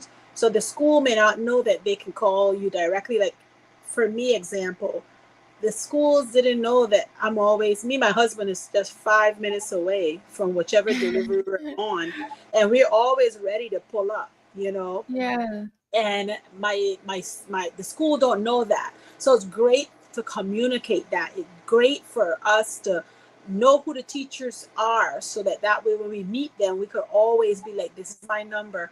If you ever need to directly contact me in regards to however they're behaving, or whatever little tips you may want to give me, feel free to communicate with me. And like you mentioned, in his pre-K teacher you had that type of communication. Mm-hmm. Well, Yeah. I totally agree with you on that one. I had that same communication with both my kids. Now, once they get in older grade, it becomes more where they're protecting themselves, so they may not want to directly pass you that contact information over. You have to go through the schooling telephone, but I always make sure that I exchange with them and I knew their direct line within the school, so that I could have that conversation. So the best way for me to communicate is through phone, through email. I'm open communication between me and my husband. We're always ready to pull up on those kids when we have to. That's so for me, I would say emailing is one of the sources that we currently use, because that way when they email, they can send it to both of us at the same time, and either one gets it first. That's the one that Mm-hmm. can be the quickest to attend and assist the teacher if they need something. So we let them know that open communication on that first meeting that you go to. Let them know open communication with phone or email preferably, because sometimes we are working, we're doing something, they call, they can't get us because we're in the midst of something, especially to my gig economy girls and boys out there. We prefer an email instead of the calls sometimes, because we're in the midst of something and we use our phone for everything. So that would Mm-hmm. be something to communicate. What's your sister? And I see Sister Davis is back up here, so I'll let you respond, and then I'll put. Okay. Okay. Yeah, so I prefer phone calls, a text, a phone call. But the best way, yeah, that's the best way for me to communicate. Call me, pick up the phone. I mean, unfortunately, the days that I am in the office, I'm a little further away from him than I would like to. But the days that I get to work from home, I'm only 5 minutes away, and that is a huge blessing. Thank you, Lord. Oh, Lord, thank you. So that's a blessing. But also, I would say that helps me stay organized is I'm a calendar mom. I need it on my calendar. I need to know. So, his teacher, she black like this and not like this. So she was real, like, I Oh my wish God, because she was you got me real. She hollering. What you she say? She's was like, real, and she melody. black like this and not like this because she was real. Okay, she was like my mama, and I had to, kind of pump her brakes a little bit sometimes because she would dig a little too deep. But that's because she got kids either my age or a little older, so you got to pay respect, but you got to pump your brake. I don't know you like that, so I say that to say she used to send home her calendars for the month. And what I would do is when they had show and share, they bring a toy that's, let's say the letter A or B, they'll bring a toy to share with the class related to that letter. And I will put it on my calendar. Well, one day I did that and she changed up her calendar and she said, now I'm saying I shared that earlier piece to get to this part of the story. She Yeah. said something real smart and she was like, oh, I said something like, today you have listed, it's on my calendar that such and such and such. And she was like, oh, okay. She was like, you the only one of my parents that Ugh. actually, she said something real smart and Well, that was a little sassy. smart. Yeah, like you Low, the low only one of my zesty. parents that look at the calendar. And I was like, but then again, like I said, she black like this. So she was, it was, I was like, yeah. I was like, yeah, I said I keep up because I don't want to forget. I don't Yeah. want him to come to the classroom and lack because of his mommy's poor, organization skills. Yeah. But then I realized everybody else in the classroom, mamas and dads, so I was like, Don't. oh, okay, so that's what you used to. Yeah, that's what she said. She was honest. She's like, Yeah. listen, Oh, everybody girl, be she said you having don't nobody to be. I'm like, well, you putting together a whole packet and putting it in his folder.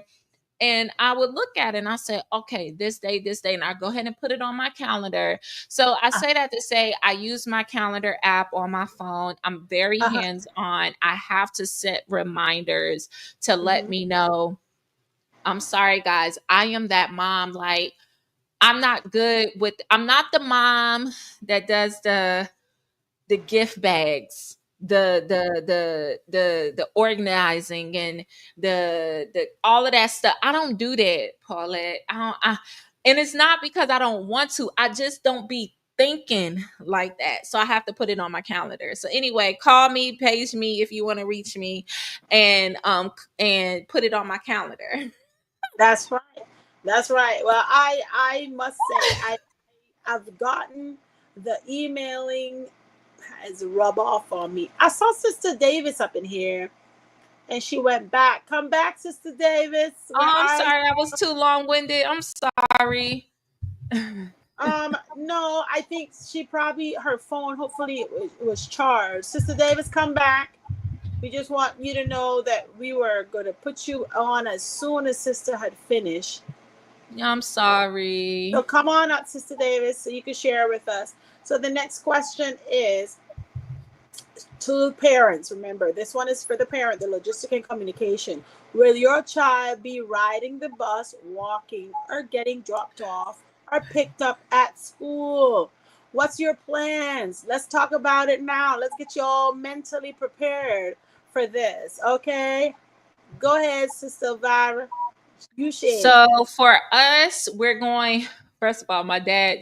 I told you the other question he asked me, but he asked me this question too in the same conversation.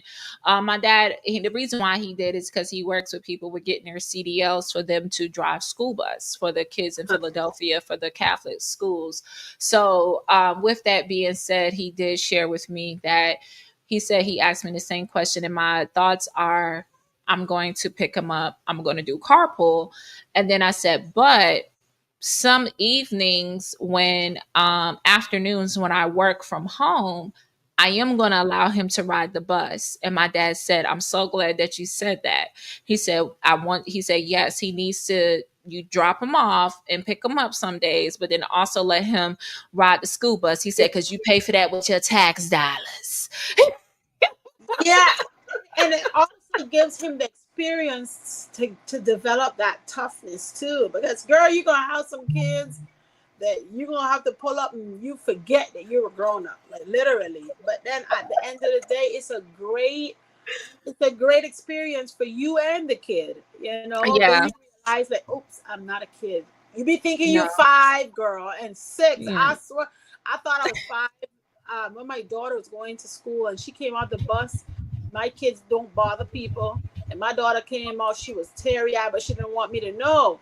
And I said, something's wrong with my child. Now I pull up on the bus and she said, he hit me in the head. I blanked out. I roll up on that bus. I pull up. I say, who hit her in the head? The little kid said, me. And I said, oh my God, I had to catch myself. And oh my goodness, I'm acting like if I'm 5 right now. And I was like, why you hit her in the head? And I had to catch myself because I was about to go in fight mode. And he's like, I don't know. And I was like, okay, Paulette, Okay, go. calm Where your down. mom at? I'm I'm gonna call her. back. I mean, I did that little moonwalk back and I said, okay. He don't understand.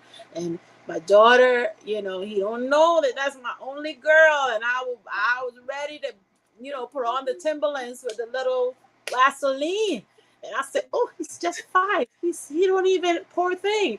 But he was like, Yeah. I don't know. So I look at the bus driver, and I was like, actually, if you're the one in charge here, and if you notice this kid is a trouble kid, then you should have him next to you so you could put attention. So I called her out and she apologized, and she was like, I'm so sorry. She's like, but that kid, there's something troubling. He said, she told me, she said, I said, just you go to the school and you tell the school what's going on so that way they'll be aware. Because I parents been complaining about this kid. So I go to the school. I said, this is the last time I'm going to come here. This is the first and the last time I'm going to pull up here to tell you if that kid hit my kid again, I'm going to be 5 years old. I just want you all to know. So you guys need to take care of that situation. And she never had any more issues with that kid. Came to find out his stepmom, Apollo, came to the school. She wanted to have a meeting because he wasn't really bothering my daughter. He was bothering everybody's daughter. Like, he had a problem with girls. And we came to find out his mom and dad were going through their separation, and he was with his stepmom. I said that I had to forgive him because I was like, he don't know any better. He's just being rebellious. He's seeing what he's seeing at home. He's just thinking it's normal and implementing it on the other kids, being a bully. So yeah. And you can always pick up on that too, because the little boy wasn't hitting him, but every day he would come home and have this horrible story about this little kid in the classroom. Mm-hmm. And I said, like, while he's sharing with me what the little boy was saying and what the little boy was doing. And, Legend would say, like, I asked Legend, well, Legend, why do you keep playing with him? I said, you do know that you don't have to play with him if you don't want to. You don't have to play with anyone if you don't want to. Yeah. I said, you can have your space from your friends.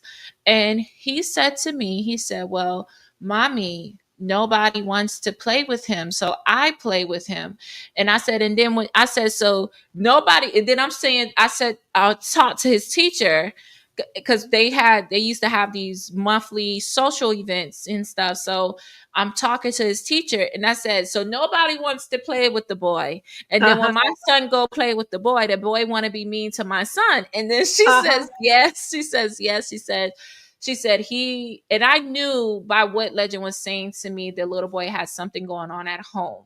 Yeah. And he was acting it out into the classroom because of the things he would say and do, and like little smart remarks. And then Legend kept saying, like, and unfortunately, I don't want to say the little boy's name, but he would say, like, Peter killed my bird. And he kept saying the little boy killed his bird. And I said, well, his butterfly. There you go, baby. I'm sorry. The little boy, my son said, I didn't forget. Yeah, I didn't forget that. It's a butterfly, not a bird, mother. You can't fix it. He said the little boy had killed his butterfly. And we were riding home, and I looked back at him. He looked so sad. And I said, what's wrong with you? And then he said it again. And then when we got home, he brought it up again. So I could tell that really bothered him. Yeah, and I said something to his teacher, and it comes out that the little boy had a lot of changes taking place at home. And then at the graduation, I saw the family dynamic, and I said, oh, okay. Oh, see? Yeah, you could put the pieces together. And I was like, gotcha. Okay, that baby got a lot of energies going, a lot of things. A lot of things going on, a lot of things. Yes. And I just want to add to that, I know this conversation is getting a little lengthy, but I just wanted to say that as the adult, it is important, even if you're not a parent, if you're an auntie or uncle, anything, you definitely want to understand that children experience big feelings. Yes. And they go through things. And unfortunately, at their young ages, they don't process the way that we do. Children can feel kids can feel the environments that they're in. They don't have the words to bring it out like we do. We learn that over time.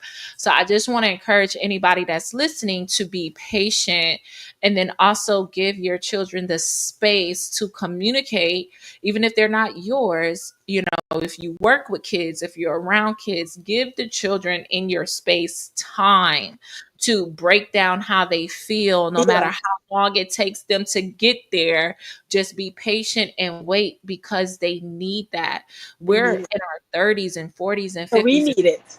See? Yes. And we just say it, but we have to make sure that we're giving our children the tools at their young age to understand that it's okay for your body to have these emotions and these feelings, and we can talk about them.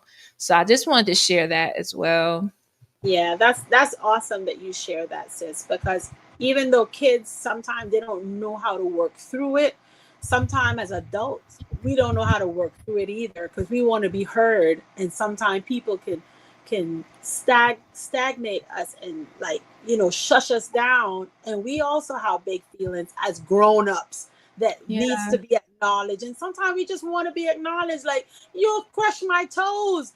Hello, you crushed my toes. Like, can somebody Yeah. acknowledge they crushed my toes so I can move on with my pain? Like, just acknowledge that, Yeah. we as grown up also need to learn how to acknowledge one another in whatever we're going through, because we do have feelings, and some of us have bigger feelings than the kids. The difference is they expect us to know how to deal with it. Not all of us know how to move on and deal with it. We need to talk about it so we can heal from it and then move on. But that's a great point, sis. I appreciate you for sharing that. Greetings, Sister Georgina. Welcome in. How are you doing today?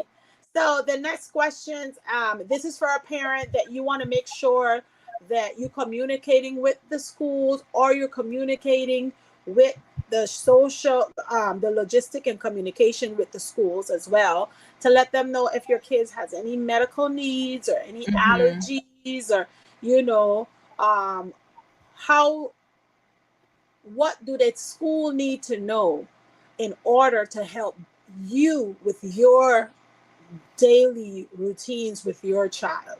Okay, some of us know our kids has a cold and we send them to school anyway. Didn't say nothing, just send them to school with a cold and a cough, so all the classroom can get a cold or cough. So parents need to be more mindful that other kids goes to the classroom, not only your kid. So if your kid has any type, and this is a little sidebar, if your kid has a sickness or an illness or a fever, and I understand that there's parents that has 2 and 3 jobs that they have to work, that they're like, I'm gonna close my eye to that bad cough that he has or she has, because you got to go to school because I have to go to work. Like, I understand sometimes parents can close their eyes to things, but be mindful, guys, that when you have a kid and you're sending your sick kid to school, I may send Hmm. my kid to school that's not sick and get caught up in all Hmm. the sickness and germs that your kids brought in just because that parent was not mindful, at least to give him some medication before they left the house.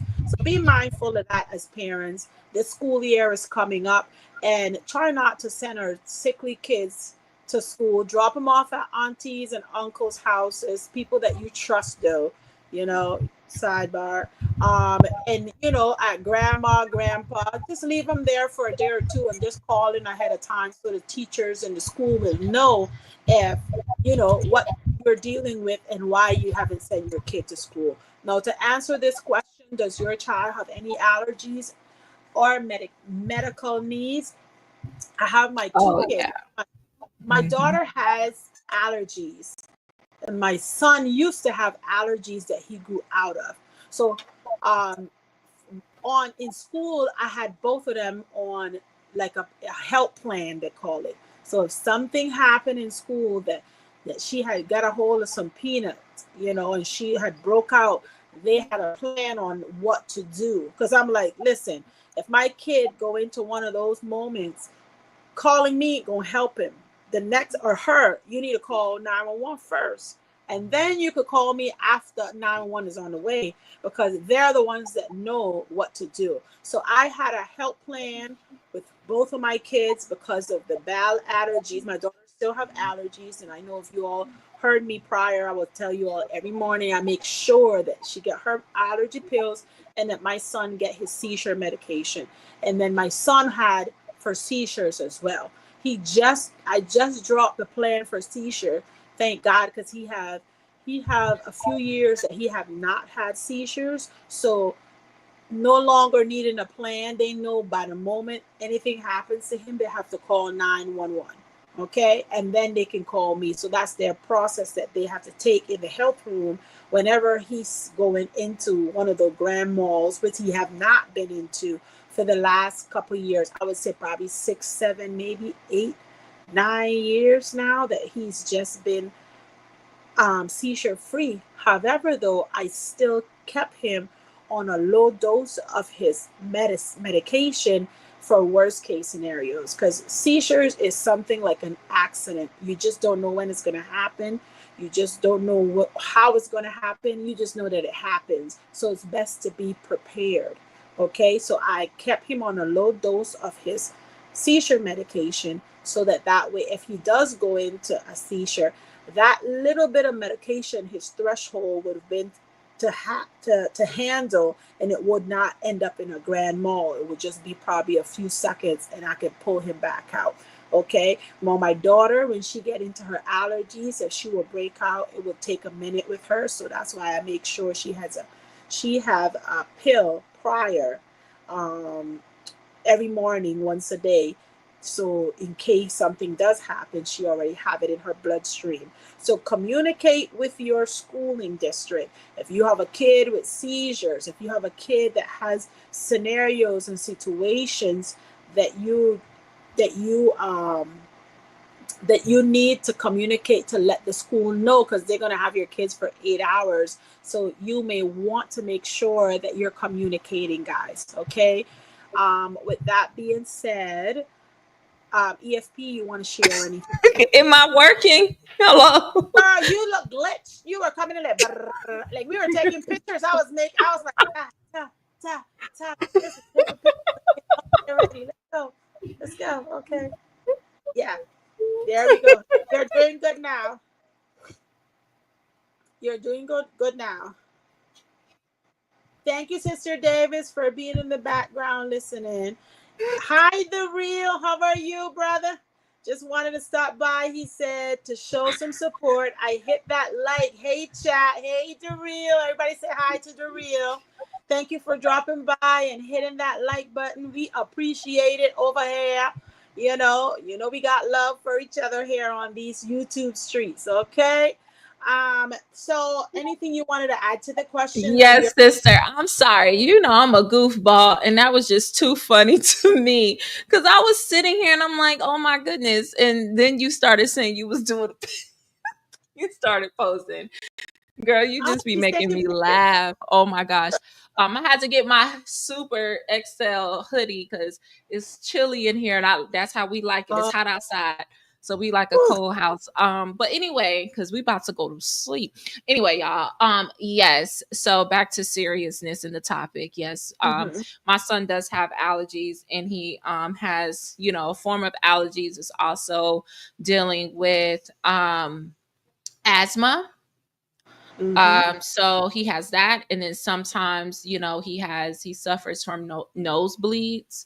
So we have to really be keen and aware of his environments because of that, because he can go to sleep and then wake up and have a full-blown nosebleed, and then also, like I said, he has allergies. So when he was younger, we would have to kind of take him to the hospital to get a breathing treatment, but it was never his asthma was never to the point where he could actually need a pump at home. So currently right now we have him, we have an inhaler here. And then, when he goes to school, he'll take an inhaler with him to school as well, just in case. So yes, we do have things in place. I also, give him, daytime allergy medicine over the counter, and then sometimes at night I may give him a little bit of allergy medicine at night just to kind of help him if he has any, like the nose. I have to make sure that he has a humidifier in the room to bring more moisture to our room, and then also an air purifier as well for the both of us, because eczema is a form of asthma is one aspect of it, while eczema is another aspect of it. So with that, if it's two, we got to work it together. So while mommy deals with it on the skin, he deals with it in his lungs and his asthma, his breathing and things like that. So yes, we do need to have things in place. And I'm just kind of getting prepared for getting prepared for. I see what's happening. I saw the glitch. Oh my God. I'm looking at the Don't worry, glitch right now because I'm watching. it was lights, movie, dance. Come on. I mean, it was like, I'm like, what's going on? It was like your hand was on the button, just clicking. I was like, why is she taking so much picture of me? But anyway, I'm ready. Keep moving. Like, I'm am I ready. AI? I'm not AI, guys. But so yes, sister, we have to get that. So then we also need to actually his health forms are up there that needs to be filled out for the year to make sure that that's suitable. And we also need to get him his pediatrician here in our city because his other pediatrician is about an hour away. So a lot of prep on my end to prepare for this new upcoming school year. So yes, sis, thank you for even asking that. And I guess we could say for preparation for the parents, if you got older kids, you're not new to this, you true to this. But Yeah. if you if you don't, or if you're pregnant and you will be having your child soon, just know that you definitely need to make sure they have all of their medical records. So how do you this is not a question, but how do I stay prepared with his file? So you need a copy of your child's birth certificate. You need a copy of their shot records. You need a copy of that, and you need to keep up with their physical and things like that. So I don't know if in other countries if your children need to be up to date on their vaccines and their shot records, but you definitely as a parent should have a copy of that for yourself. Yes. And I wanted to add to that as well, sis. That was a great ad that being a parent with both kids having either allergies or special needs, I do have a tri binder from like my husband downloaded all of my son from he was born, all his medical. We had over like 3,000 and something updates of pages and stuff because we are getting ready to the transitioning of him coming out of high school and meeting up with the court system because he has to give us permission so that we can help guide him through life. Now, that's how the system is working. And basically, the special needs system is the same thing. So every year, we will have to go in once he turned 18 to vouch and pray that he likes us that day and tell him that he want to come back home with us. Otherwise, he will take his power and give it to somebody else. So, Mhm. as special needs parents, we don't only deal and battle with the normal things like on a normal family, we also after high school we're still battling now with the government to get our kid back because they'll take them from us if the kid is feeling a certain way and he go to court and the court asks him how he's doing.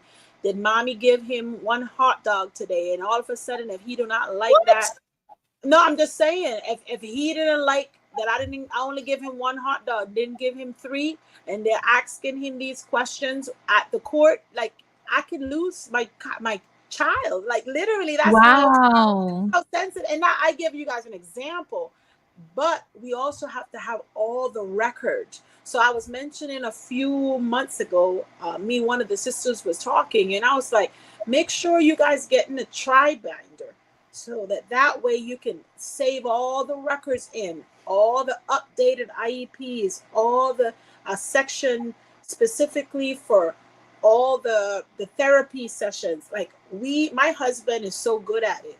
We have all of those information in one big old book. And right now they just sent us a few weeks ago, like over 3,000 to 4,000 pages of all of my son's medical record. Because now we got to go to the court and let them know that he's staying with us for the rest of his life. And we need to have the power of attorney over him because he can't make decisions for himself. But in order for that, we have to prove to them that he is disabled. Otherwise, they will put us on a little roller coaster. So So wait a minute. Would you ever allow this may be an off the screen conversation, but would you ever allow him to like maybe have a condo or something, or do you feel like he um, would? Oh, eventually,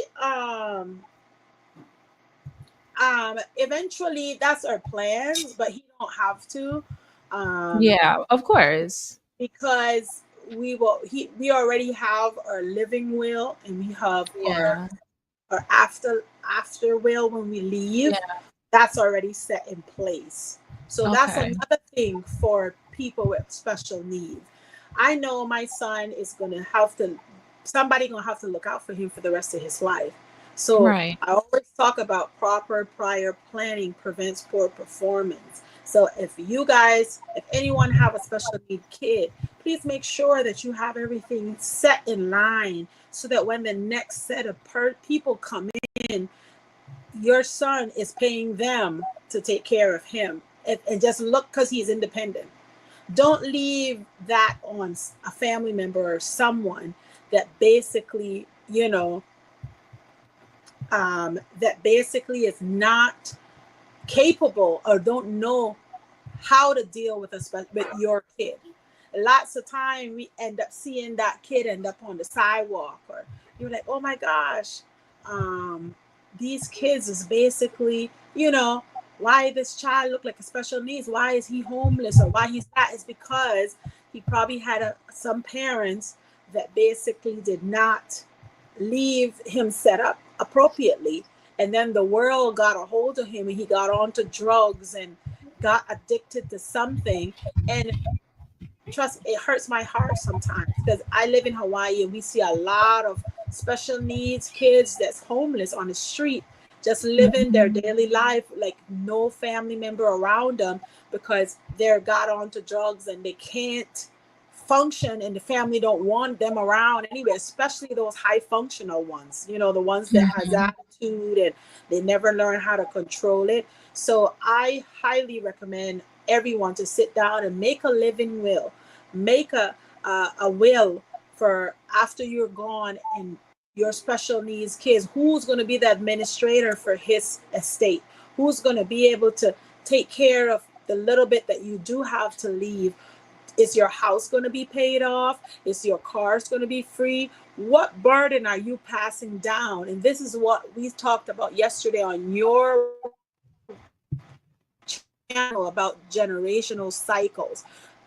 I think that is a great topic too to talk about, those generational financial hand-me-downs where you didn't Mhm. have enough, but then you did it anyway. And then when you leave this earth, you just shove it in somebody else's hand, and that child need all that attention, but they can't get it because you didn't leave them prepared for them enough so that the other person that already struggling can handle it and deal with your child that you left behind. So as 2025 parents, if you don't even have a kid, think about it. When you do have a kid, don't just decide, well, I'm gonna leave it with Auntie Susie, and then leave Auntie Susie with a special need kid with no finance to take care of. He need medication, he need his checkups, he need a plan. Okay, Mhm. so let's make a plan for special needs or non-special needs. We must start putting in a plan. If I die today, my son is going to be good to go. If I die Mhm. tomorrow, he be good to go. I can sleep in peace because I already know who I have from 3 generations, that who he can take an eye on him in my will, that you know this niece, that nephew, if my sister is not in place for administration, if my mom is not here or my dad, it goes to the next brother, all everybody get a little piece, but they'll be taken care of. So proper prior planning prevents poor performance across the board for anything. So that's what I wanted to add in there on what you already mentioned. But those financial demons that be passed around, like what Georgina will call them, they do exist. Mhm. Next questions. Are school supplies, uniforms something you need to shop for or you already have? And this is for parents. Remember, this part of the topic when it comes to logistic and communication, this is specifically for the parents. We're reminding them on things that they may need to look into because school is right around the corner. So my question is, are school supplies, uniforms, something you need to shop for or you already have? And y'all can drop a yes or a no in the comments. That's all we ask for, a yes or a no. Any parents with kids going back to school, And I'm going to go ahead and respond to this one and say, my son don't do uniforms, and my daughter, she goes into the class probably 2 to 3 times a week, and she have the option to use their their shirt, their school shirt, but she don't have to. She can put on her normal clothes. And when it comes to the shopping portion for new clothes, she been at me from yesterday. So no, I have not gotten her new little tops and little bottoms yet, but it's in plan. It's in plans for either this weekend or next weekend. We gonna figure out what we're gonna do before she get ready to go to school. What about you, sis? Well, I don't. When Legend School doesn't have uniforms, but I do plan to shop uniformish, kind of, just to kind of have some things laid out for him. So yes, we do have to go shopping for clothes. We have to go shopping for sneakers. I don't know about your kids, but my one kid tears up a pair of shoes. So we rocking out with shoes like the Vans with them thick soles, since they like to drag them across the cement, you know, stuff Yeah. like that. So we are, we're doing that. As far as clothes, yes, I do want to. So what my goal is to proper plan prevents what Or performance. poor Or performance. yes. So my goal is to buy him enough clothes in different sizes between that's going to help him from now, which is going to be August, until December, which is his birthday. Though we don't celebrate Christmas, his birthday is December 30th. So he will be getting a lot of things during that time, and we will be shopping for him again during that time. So with that being said, he will be getting another threshold of clothes and stuff like that. So I want to make sure between August and December he's pretty set, and he's set with different sizes. So last year I did not properly plan because I didn't know if he was going to get into a program, and I didn't know he was accepted into a program until 2 weeks Wow. until the program started. So my baby didn't even go to school with a fresh haircut or none of that. Aww. But now he will. See? Now, yes, so we do have to shop for that, and um school supplies for sure. Nice. Little things, I gotta make sure he has his own hand soap, because the soap at the schools, girl, too rough for the baby skin. He was getting eczema Oh just washing no. his hands. Oh yeah, it was like a. But anyway, that's another story for another day. So yes, we do have to plan and shop, and one of the reasons why I'm out here dashing through the Through the snow, through the heat, honey. No, no dashing through snow. the heat Yeah. I want to make to sure he has what he needs. Okay. right. I wanted to read Flemings left a comment, and I thought it was pretty good. She says, I will say a child with special need makes stronger parents. And I just Yes. want to say yes, it does, because especially if you are not prepared for that special needs Mhm. child, you're learning every day on how to supply his needs, because they can be, some of them need more from that parent than others. And what I've came up with for the last couple of years is just praying for lots of patience. Even though, like I mentioned prior, my son is not extreme on the spectrum, so he don't have that behavior problem, but he does have his point of views. If y'all know, you're dealing with a teenager that has their point of views too, and their special needs, so you have to like slow down a little bit more. You have to make sure that I said no and I meant no, and we're not going to question that anymore, okay? And then you say you're okay, and they had to repeat okay. No but mommies. My daughter does a lot of the but ma, no, no, no, I said no. So that is definitely a good thing, and we do become very, very stronger. EFP, Georgina said, EFP looked to me. Oh, she's talking about your little glitching that you were going through. Georgina said, the court system instigates things. Yes, they do. And they're looking to because remember, I don't know, they don't want your kid per se. I guess they're looking to adopt them, and I don't know what they're looking for because they can't handle themselves. You know, nobody gonna take care of your kid like you. And I don't. And it's across. Well, my mama probably would do better than me, but I'm just saying. You know, I'm talking about a stranger out there.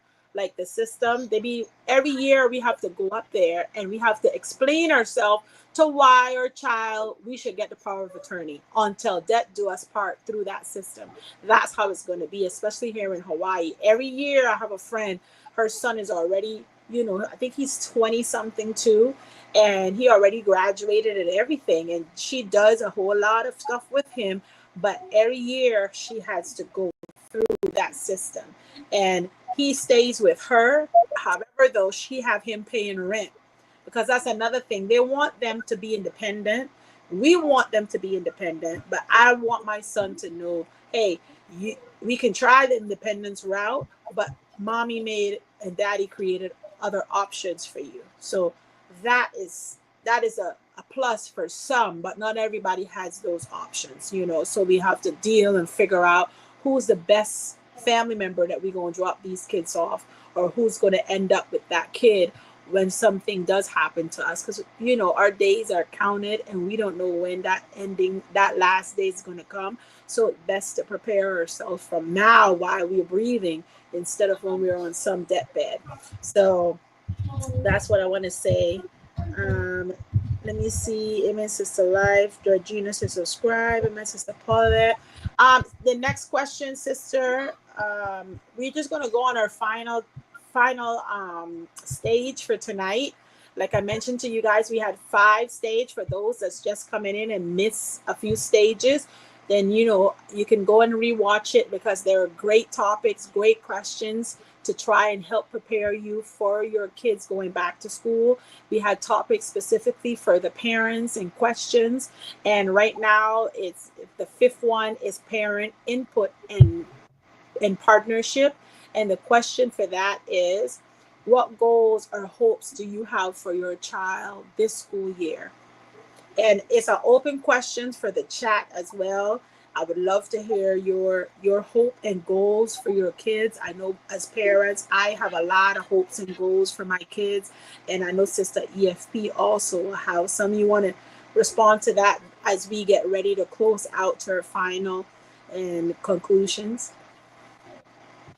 Yeah, you go ahead. Okay. The goals and hopes that I have for my child is that, you know, he can go through school and not feel like whatever he's doing is not enough. I want him to be confident in who he is as a special need kid, and I want him to be confident to know that mommy and daddy's going to have his back. And even if he has to go out there in the work world, you know, and work for an hour or two, because I think they give them like 3 to 4 hours that they can go and be productive. To know that, you know, we always, the little small wins is big wins to us, and we will respect whatever choices and decisions when he have getting to that point. To We respect that. If he wants to go out there and try it out, he loves to serve. In school right now, he's in the program where he's being prepared to be a server. He looks in a restaurant, probably in a supermarket, you know, a greeter. He's good at being nice and kind. So they're the hot areas that the school is emphasizing him on, and he's doing an amazing job at it. The last few, I think it was 2 months ago, they had a little briefing with me to update us as parents, and oh my gosh, I cried the whole time, because he did his own explanation on the steps that he had to take in order to get to that point, and he talked the whole thing through, hit every little point. I mean, I was so proud of him, you know. So hopefully, I know this world is accepting to the normal kids, but I know that eventually it's getting more accepting to special need kids in the work area as well. And may they be mindful that every kid that come in, special or non-special, they do have parents at home that love them. So treat them kindly too. That would be something I would want to add there, you know, for the school year. I wish my son the best, and may he have a productive year as he had last year. Yes, amazing. That's amazing. For me, I just want him to grow in his confidence, build stronger emotional regulation. But he's 5, but I have to keep telling. And when I say he's 5, I'm saying that for me, guys, not you. But I have to keep reminding myself of that. And I want him to also feel seen and heard. And that is important to me. Not just accommodated, but celebrated, and I want him to continue to learn that, everything may not be to his liking sometimes, but I know that through all things, he will be good. So, Yes. that's where I want him to grow in this upcoming year and just throughout his life. I know he's a little guy, but he can get the tools, little tools along the way, and I don't want him to feel like he has to shrink himself or bite his hands or feel nervous. I know those are normal kid personality and behavior traits, but I'm also want him to feel confident and know Yes. I can speak. When he's in a classroom, I can speak. I don't want him to fear his teachers, fear people in authority. I want you to know that these people should be advocating for you. And I Yes. want you to learn how to speak for yourself when they are not. So that's something that I really want him to do. Awesome. Welcome, Sister Shelly. Thank Hey, you Shelly. for the super chat for Sister EFP. We appreciate you over here and over there. Sister Shelly said, I always help children at school time get school supplies here in Boston and would love to help my brothers and sisters in holiness. Oh, thank you guys. So you guys know Sister Shelly um, basically is offering for anyone that needs any assistance with school supplies. I know you guys are getting ready for school. Some of you all have 1 kid, some have 2, some have 8 and 10, maybe 12. Maybe you're a merged family and life be life. And guys, if Sister Shelly's offering, make sure you all take advantage of that nice gesture. That's very kind of you, Sister Shelly. So you all can go and find her over at Shelly's house. Follow her and subscribe to her channel. And if you need extra information, you can send her message over there as well to Shelly's house, or just communicate here in the comments and she'll see it, because she always supporting us on these YouTube streets. Yes, she is. Thank you, Shelly, for your donation on and off air. We really do appreciate it so much. Thank you, Shelly. This one in Korean, I think Korean, I think it said, I love you, Shelly. I love you. Like this. All righty, let's see. Sister Fleming says, some parents are ready, others are nervous, scared, excited, or experiencing different emotions at all at once.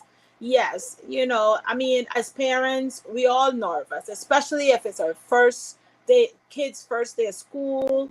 Like, they don't have any friends. You don't know if they're going to be bullied. You don't know if they're going to be, if they have a voice. Because, like what Sister EFP says, sometimes the kids going into a new environment, they may not be as confident as the other kids that been there for so long.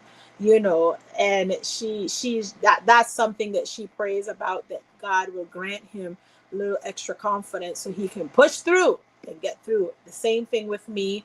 My son, he has the confidence. It's just that his speech is what sometimes can come in the way, and people can be a little bit not nice. But we push through as well. So we just keep praying for our kids. If you guys in here, pray for our kids, that they'll develop that hide of a rhinoceros and that confidence that they'll need so they can push through throughout the year. That's all we can ask for as parents. Sister Shelly say, blessings to everyone in the live chat.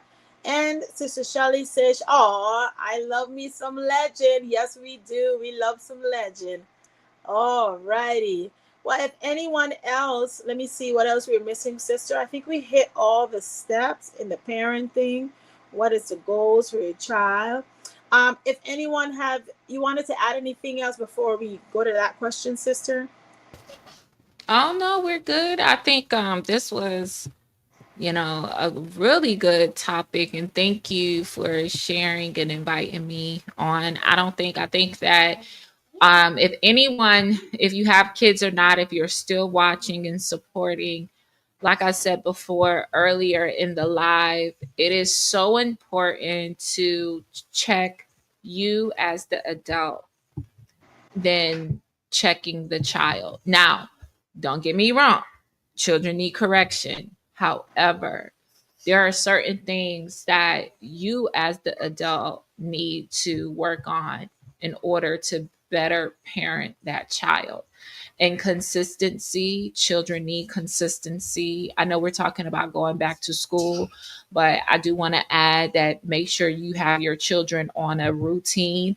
Right now, it is the middle of July. I keep saying right now, like as if in other parts of the world, it's different days and months. I'm sorry, guys, I'm a little slow. So I keep saying like, oh, here it's like, no, girl, it's the It's here. same. But some days are one day ahead, but not that Yeah. far. Mm-mm. So with it being July, late July, I would encourage you all to start planning now. So if you go into your Walmarts and your Targets, I don't know if we're still shopping at Target, but when you go to your Walmarts and your Targets, start getting the packs of paper. Help out that friend. Help out that single mom. Help out that single parent, period. Both, I'm not saying that parents with two parents in the home don't need help. But what I'm saying is that especially if you see a parent, a single parent, male or female, and they Mhm. have more than one child, help them out. Add a little bit extra supplies. Take a little bit extra supplies to the child's school. Help the teacher out with getting some of the dry erase markers for them. Little extra erasers, staples. Hand, All of these things. Go ahead. I'm sorry. I said hand sanitizer, Hand liquid, sanitizer. extra Yes. toilet paper, like Yes, all of that. tissue Help paper, out add because the extra. teachers don't get paid good money. They get paid now. The teachers be acting like they don't get paid. They get paid, but they don't get paid enough to deal with our kids in the abundance. So I just wanted to share, make sure that if you are in a position to give, that could be the way that you give your alms, you give and help people out, Yeah, and make sure they have the support that they need. And that would be the closing remarks I have. nice, awesome. And like sister was saying, if you gotta add yours, just add an extra. If you know they're asking for one for tissue paper, and the other kids may not have, just buy an extra, take an extra roll or two, so that way the extra that you give can help a family that do not have, and it will go towards their kids in the classroom. Sometimes we are told we need wipes, because especially when you're in pre-K and kindergarten, you may need to get some wipes. Don't buy just one or two wipes just for your kid. Always add value, just in case other people or other kids can't afford the nice little lovable snuggle tissue paper that you can buy. Just add value and add to the mix, and pay it forward. Give somebody else, and always give a little extra, because you never know that person going through and what they would need, like Sister Elvira just mentioned. So just be mindful this school year. Let's be kind. Let's be a little bit extra generous. I know it's tough. It's tough. It's not easy to give that extra toilet paper when you have four. But Go to I, Sam's Club I and know. get the pack, and you Yep. take one pack to the classroom. Yep. And listen, Yep. and when I said help out the single parent guys, I'm not speaking on me. We're I speaking it. got one kid. I was just speaking for parents that have multiple children, Yeah. because providing for multiple kids can be a lot on one parent. That's what I was saying, guys. I Yeah. wasn't trying to And it's not only solicit for monies.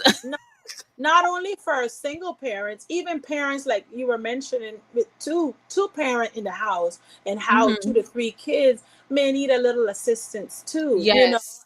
And so Yes. it's not only for single parents, you can help out a two double parents that just can't make ends meet and may not have Yeah. it. They have enough kids they're trying to feed. They can't buy that extra roll of toilet paper, but you know, you Yeah. can probably donate a little extra and make sure that the kids have something in their classroom that can be beneficial for everybody. So that's great. Georgina, I'm going to be the first to say happy early birthday. In 2 days, Georgina's going to be, how old are you going to be, Georgina? She's not going to tell us. Come on, Georgina, tell us. Tell it to us Ah! words. Flemings, how old are you going to be? Just share it. Nobody would know. Nobody gonna know. Just tell me, my ears. You're going to be dirty, girl. Go tell me, God. Dirty 4, dirty 5, You're gonna be 36. dirty 6, Ah, dirty 7. happy belated birthday, Christopher Wright. I saw that Happy your birthday belated was birthday, yesterday. Christopher Wright. Yeah, happy birthday, guys. I just want you all to know that um, be grateful. You're still breathing and you accomplished another year of life. That's a blessing. That's a blessing. So, Sister Shelley said, most children here in Boston wear a uniform, which I think is good because children will get bullied because they don't have those Jordans and the Coach bags. I mean, yeah, you know, and that's another thing too why I'm glad sometimes that you do have uniform. That's one plus. But listen, I'm not my kids know they get some Crocs and they gonna put on their nice little pants and their shirt. I ain't looking to keep up with the Joneses. Not in this house. You know, can you afford it? Yes, you can. But at the end of the day, that's my money. Why am I gonna give you a lifestyle that you cannot keep up on your own?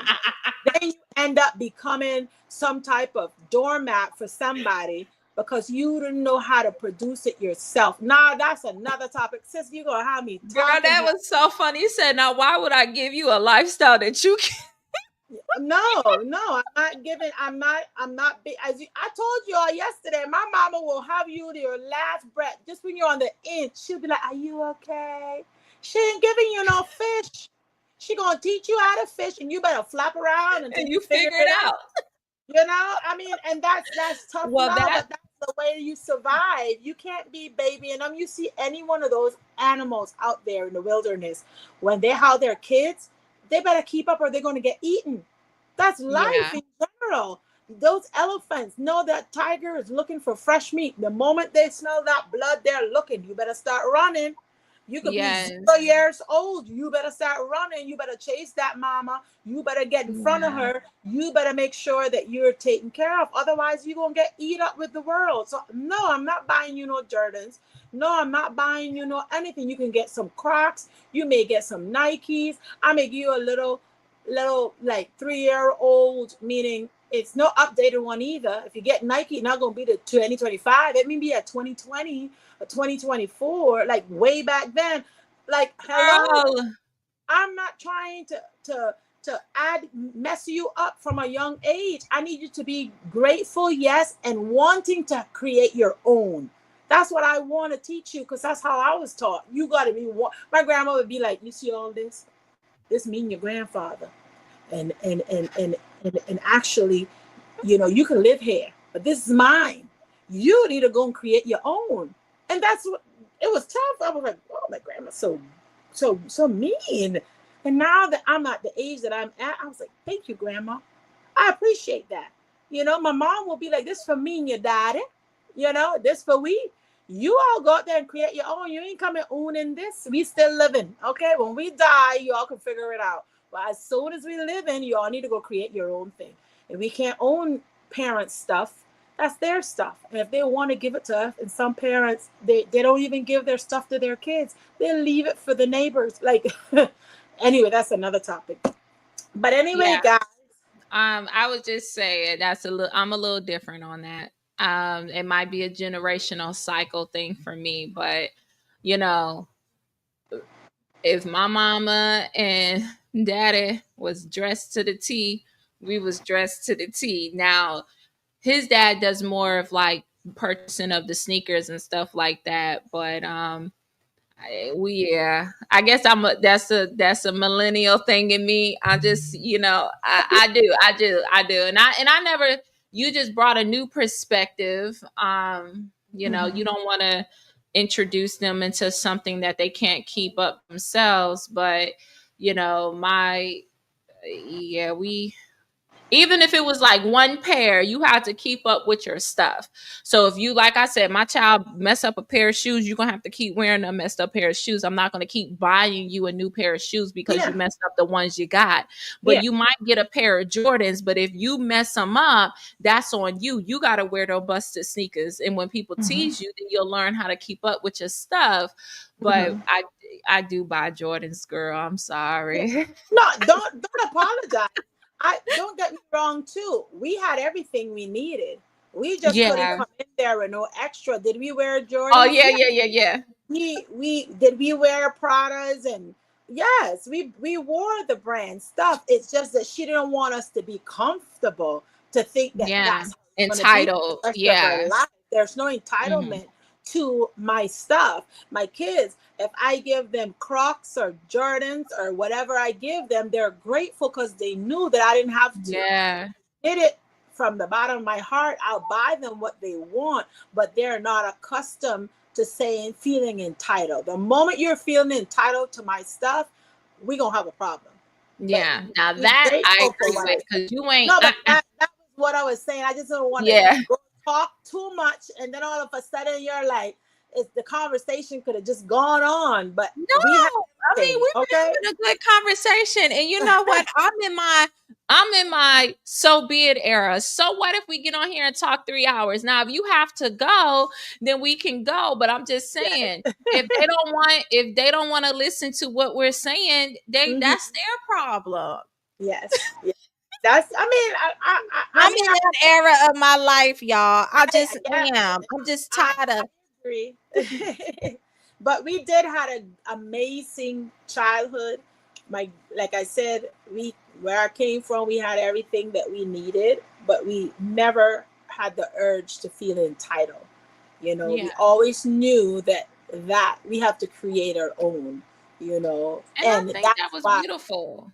Because now when you grow, what I look at it as, like quoting the scripture that Georgina has quoted there in this chat, I feel like when you set the standard for your children, then they work to that standard. You see what I'm saying? Okay, for you, or like for me, I know, let me speak for myself. My parents set a standard, right? So we weren't allowed to leave the house wrinkled. We weren't allowed to leave the house not put together. You know what I mean? And though my mom did not spend a lot of money on our clothes and stuff like that, she set that, both of my parents set that standard of, you leave this house looking presentable. But that was something that my parents had to set, and it allowed me to grow into an adult that now I'm the same way too. And I'm not no way, shape, or form comparing. What I'm saying is that type of standard setting is really valuable, because like you say, like you guys had everything that you needed, which allowed you all to grow into adults that have everything that you need, and then now you are doing the same. But yes, we got the Crocs on deck, we got all the good stuff on deck, but if you want a little extra, you're gonna have to read all about it. No, you're gonna have to work all about it. Yeah, you got to create it. It just was a principle of teaching you that this is what I have, but one day, you're going to have to go out. You can't take this with you. This is what we're going to show you. So when you pick your man, you pick a man that's going to continue with your good little habits that you have, that we created a little cushion for you to be on. And I think that was mainly what I was trying to say at the Yes. beginning. I just didn't give the whole information, but it was like, if we treat you the way you should be treated, when you choose your man, you're gonna choose something on the same level grade or a little bit higher, you know. So, and I think I was listening to Minister Eldridge, and he talked about when you marry up, and he's like, I married up, and I just want to let you know that I married to the man that kept the tradition up Yeah. to today, and he stayed on a level, okay, to keep Mhm. me feeling like, okay, yeah, I know I'm a princess, but you know, sometimes the princess swept the floor sometime, and it's okay because I know that I'm a princess, you know. But you have your Yeah. good, your bad, and your in between. But at the end of the day, you know, we picked and made better choices because of what was provided for us, you know. So that is that That's is that. beautiful. Thank you for always sharing that as well, because you don't you don't fold on that. And I love that. You know, you're not one thing I think, because I kind of know you behind the scenes more, but you're not a flip flopper. Okay. You're very down the middle. Like you're very clear. And one of the things that you are clear about is that, honey, I married a good man. That's a good man, Savannah. And you ain't gonna ever have to worry about Miss Paulette not having what she need. When I called you and I said, Miss Ma'am, you are spoiled, ma'am. Yeah, that's why I said, and he's like, well, you know, sometimes my mom, that I remember, like when he went to ask for my hand, and she was like, I just want you to know she's a handful, she's very spoiled, and if you feel like you can't handle her, you can leave her right here. And he looked at me and looked at my mom, because my mom is, remember, she is the outspoken one, you know. Yeah. And he looked at me and looked at her, and he's like, ma'am, I'm ready. So that's it. That was it. We're gonna be since in November 23rd, we're gonna have 20 something years of marriage, guys. You know, it's like, okay, she was straightforward, and I was like, listen. And she also told him, she said, when she get tired of she has zero tolerance for foolishness, and if you do something and she corrects you or tell you she didn't like or like something at the beginning, and you pretend to ignore it and not pay attention to certain things, oh yeah, she will cut you and you wouldn't even know. Not cut with a knife, but you know, I will just move on. Like I'll be saying, this not working, and I'm done. I'm going home to my mom and daddy. That's where I was going. But thank God that. Oh God. So Fleming said Paulette extremely thoughtful, but EFP is right. If a subscriber or passerby have to go, thanks for being here. But the live stream continues. Thank Fleming. Fleming, see, that's why you in You these know she comments. type A. There you go. There you go, Flemings. I know, right? She's right. I mean, if they have to go, that's good. But I mean, I don't want to you know, we've been on for a minute.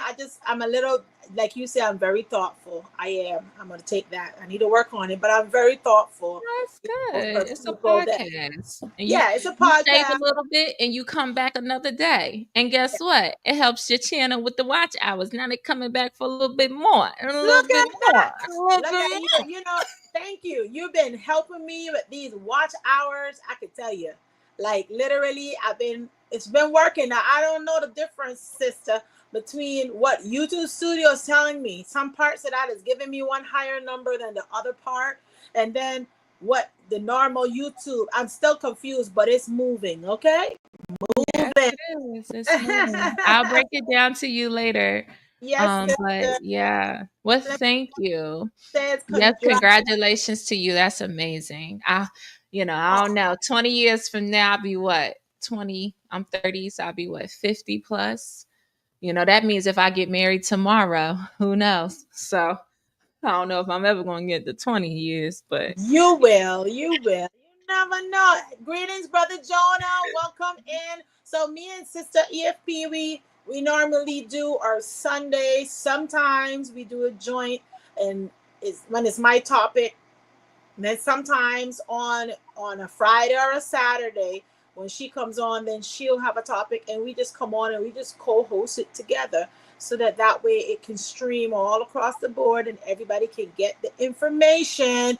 And most of the topics, well, all of our topics, look at me being overzealous, all of the topics be good. Okay, they be juicy. So at the end of the day, if you catch her on her channel, if you guys are over at Sister EFP channel or you are over at my channel, we are both grateful. It's all the same thing. Okay, we spoke about this yesterday. And you know, when we share, everybody wins here. Nobody's looking at each other, one or two, that's going to make or decrease or increase. We are looking at how we can spread positivity throughout all the channels, and this is how we connect. Okay, so either way you're on, go and like, subscribe, and we both win in this scenario. Okay. Yes, thank let's you. see, let's see, sister Shelly. I get parents wanting the best. My daughter grew up wearing Bill Blass, Jordache, Calvin Klein, Levi. Her shoes, which I thought were shoes thrive right, and she only wore Adidas sneakers. That's right. You know, I mean, every parent is different, you know, and like I mentioned, on my parenthood, we had everything that we needed. We didn't lack anything, honestly. Thank God, you know. But at the end of the day, we were also taught the principle of creating for yourself, because we were going to leave the house one day. And when you leave the house, you can't take mommy and daddy's possession with you. You have to figure out how you're going to do it yourself. So we focus on education, making sure we were well educated. And we talked about this yesterday on EFP channel, when we were like, you know, we got all the education we could get out of mommy and daddy, so that one day when we married, because we only could marry once, that if we had to go out there and roll up the sleeves for our family, we could do that. Okay, and we well equipped it. Strong women in our family, but we also know how to submit to our mans. Okay. But yeah, that's awesome, sister. Hello, Sister Callie. Greetings. And I'm going to just go through real quick. So if I don't get to shout you out, but I'll pull you up on the screen, please bear with me. Okay. Are you talking? What are you guys doing in these comments? What are you all doing? Who said it? Who talking about? Let me go back up here. I think it was something you said. I don't know. I think when you said we do, you, you're doing joint Oh gosh, collaborations. Christopher, I said joint collaborations. And you know, girl, I didn't even know how that thing tastes. Like, I never did a joint. I never did weed in my life. Christopher, there you are. On timeout, Christopher, for making up stuff. You know what I meant. I said joint collaboration. I don't even know. I don't know what it tastes like. I never did weed. Yeah, never done it in my life. Now I know I hate the smell. I know, Christopher, if I didn't know you, I would have said, but because I know you be playing. You play too much, Chris. Come on. Ain't you at work? But Paulette, why you have to say like I never did the weed? I never did it because I see Sister Shelly. Sister Shelly said something about Chris and the weed, and I was like, who's smoking up in here? It was Chris. Girl, they don't gotta smoke it no more. With Elder, what they said, they got the edibles. The edibles. Oh my God. Oh my gosh, that was so funny. Thank you for that laugh, Chris. That was funny. Good. Chris is hilarious. Christopher, you are hilarious. Yeah. Okay. Sister Shelly said, my daughter would give her clothes away if her friends didn't have anything to wear. Oh, she was kind-hearted. Yes. That's a good thing. That's my brother did that. My brother, the one after me, he's the one that does that. He has a very big heart. And if he had 5 tennis shoes and his friends had none, he would share them up with them. And that's another trait that some kids have, and then some kids can be very stingy. Now, my nephew, you ain't gonna get none of his tennis shoes, but I'm just saying, some kids get it. Some kids are just like, they're for me. They're for me. All right, look, I'm not saying anything. Yes, Sister Shelly, you don't say nothing, okay? You don't say nothing about that green stuff. All right. Oh my goodness. Okay, Sister Callie said, "I miss you all. So glad I've catch you all. Welcome, Sister Callie." And like I mentioned earlier, Sister EFP, she comes on every crack of dawn, every day, every day, every day. And we try to collab. We try to collab, not joint, collab every probably once a week we'll do collaborations where we're on her channel or she's on my channel. So mainly on Sundays is when I have more time, and she'll come over on this channel and we can collab together on her channel. Sometimes Fridays or sometime on Saturdays we'll collab over there with her. But yeah, I'm definitely um happy we had this, Sister EFB. Anything you want to, Yes.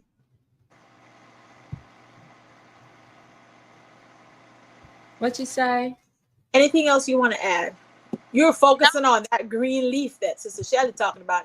Come back, No, come back, I was looking at the TV screen. I'm seeing what come my back. son was watching. It would look pretty cool. Uh, It was a gameplay, and I was like, "Oh, what game is that?" uh, Baby, that was okay. You gonna tell me later? yes. Yeah, he said, "Oh, I know." But yes, to respond, in closing, final thoughts. I would just say thank you once again for having me on. This was a really great conversation. Thank you for just opening up, and like I said, also being a mentor. I don't know if you signed up for this, but you are like a mentor to me. And it's like um and we help each other. We're helping each other, and I just want to say thank you for that in a public forefront, because some of the things that you know I learn and get an understanding of, I really do appreciate it. So one, thank you for sharing your platform with me and the EFP family. And I want to say thank you to everyone in the chat that came through and let yourself be known. Those in the background, I know I got one brother, he be in the background heavy, but he'll come back and shoot like a text and say, "Hey, good show," and I'll be like, "Oh, thank you. I didn't know you was back there." So shout out to you. You know exactly who you are. Shout out to you for always supporting behind the scenes and hitting the like and supporting us. And thank you to everyone in the chat. Thank you. Shout out to Sister Davis. Shout out to you and Sister Davis and anybody that may be watching this. I know some of our subscribers do have children who have special needs. Some are, high functioning and some are not. However, as Georgina stated in the chat, even children with special needs build strong parents. And this community is growing. And though, some of you may feel alone sometimes because it's a lot of work, I want you to know that I hear you, I see you, and I love you. And I pray that this week is one filled with joy, contentment, and gratitude. And that will be my closing remarks. Thank you so much. Thank you, sister, for joining me once again on this awesome, hard conversation. Speaking in regards to special needs or kids in general, it's not an easy topic because we all have different types of kid, different personalities, different habits, different principles and structures that we are dealing with our kids. But it was awesome to share this platform with you and everyone in the chats. I just want to say thank you. Thank you guys for coming in, for always showing support to me and Sister EFP. You know, we come on probably a little bit more, like Georgina told me, stop being so thoughtful, but we do come on every day. And the only reason I'm joining in on the everyday thing is because, like I mentioned, I became a little bit overzealous online and said that I would come on every day for 90 days. So until 7th of October, y'all gonna get sick of me because I'll come on not as long as this, but I definitely will come on and share a little bit here, a little bit there with you guys so that I can help build my my watch time, and EFP been helping me with that. So I'm grateful for her for doing that. You Yeah. know, I need to get monetized, guys. I was You close going to the way. I'm winning, and then I lost it because I stopped posting for 7 years. So You now I'm got it. It's coming back. It's coming back ah, stronger. I can't wait. Okay, but you need to pay for Yeah. StreamYard. So pray for me. You pray Yeah. for me. StreamYard is a pretty penny. So So, so it for all you is. guys who did show it up, guys, you go ahead. If you have not yet subscribed to this channel, or leave a little bit of liking of love, go ahead and go do that and hit the bell so Yeah. you can be notified. I come on every Tuesday, Thursday, and Sundays. I'll go live, but right now for the next 90 days, I'll be coming on every day for a little bit, and I'll be sharing with you something. I don't know the topic on right away until we're five You just minutes hit out. record. It just shows up and it just happens. Okay, Sister Mm-hmm. EFP, why don't you share with your channel so that way they can Oh also get. yes, EFP, Ever Faithful Podcast Media. So EFP stands for Ever Faithful Podcast. I am the host, Elvira Valdez. That is my real name, and over there we talk about faith, wellness, and personal growth. And I also focus on journaling. So if you want to know more journaling prompts, you can follow me on Instagram at Elvira Valdez. That's ELV as in Victor, IRIA. Valdez, VALDAZ. And follow me over there. Daily, I post journal prompts. You pick which one you want to write to, and you just kind of pour your heart out to God and kind of help settle your emotions as well. My days of going live, I strive for Monday, Wednesday, and Fridays. If I don't go live on a Friday, it may be a Saturday. But yes, Sister Callie said Elvira is an early bird. I do post early in the morning. That's because most of the time I am posting on my way to my real job. This is content creation is a job, but to my 9 to 5, I post like 20-minute videos in the morning to really encourage you all with the personal development and growth and get your mind flowing early in the morning. But for the most part, those are the days that I go live. And the hour that I go live is around 7 a.m., 6:50 to 7:30. So come over there. And if not, I let it cook all day. So I post it in the morning and let it cook. And it be sitting there and it just be growing. That That's is a skill tactic. That's a skill for anyone. Post your content, go live, post the content early and allow it to to grow. cook throughout the day. That's When good. you post things, when you go live late at night, then sometimes your views don't really take traction until the next morning because people get up and they listen and they go. So there you go, Georgina. It'll be Simmering. simmering. There you go. Let it cook. All right. Well, that's all I got. I ain't got no more. Sister Nah, Paulette, I love you, girl. love you too, sister. And with that, Bye, guys, y'all. on see you until next time, Sister EFP, on my channel, guys. As I was mentioning, I talk about hair, natural hair journey, skincare. I talk about a little bit of fashion here and there. We come on with something. We're gonna pick that up in the near future as well. We talk about my faith walk and the chat that we have right here, which is on Sunday Talks. And sometimes the topics that we do have is just open conversation. Some conversation are specific. Right now we're in the episode 2 of the special needs, parenting of special needs. And I normally open it up to Sister Elvira as well, so that both of us can have from 2 different angles, we can communicate to you guys and just give you guys some nice normal conversation and share some tips and tricks with you guys on how we are working on as parents.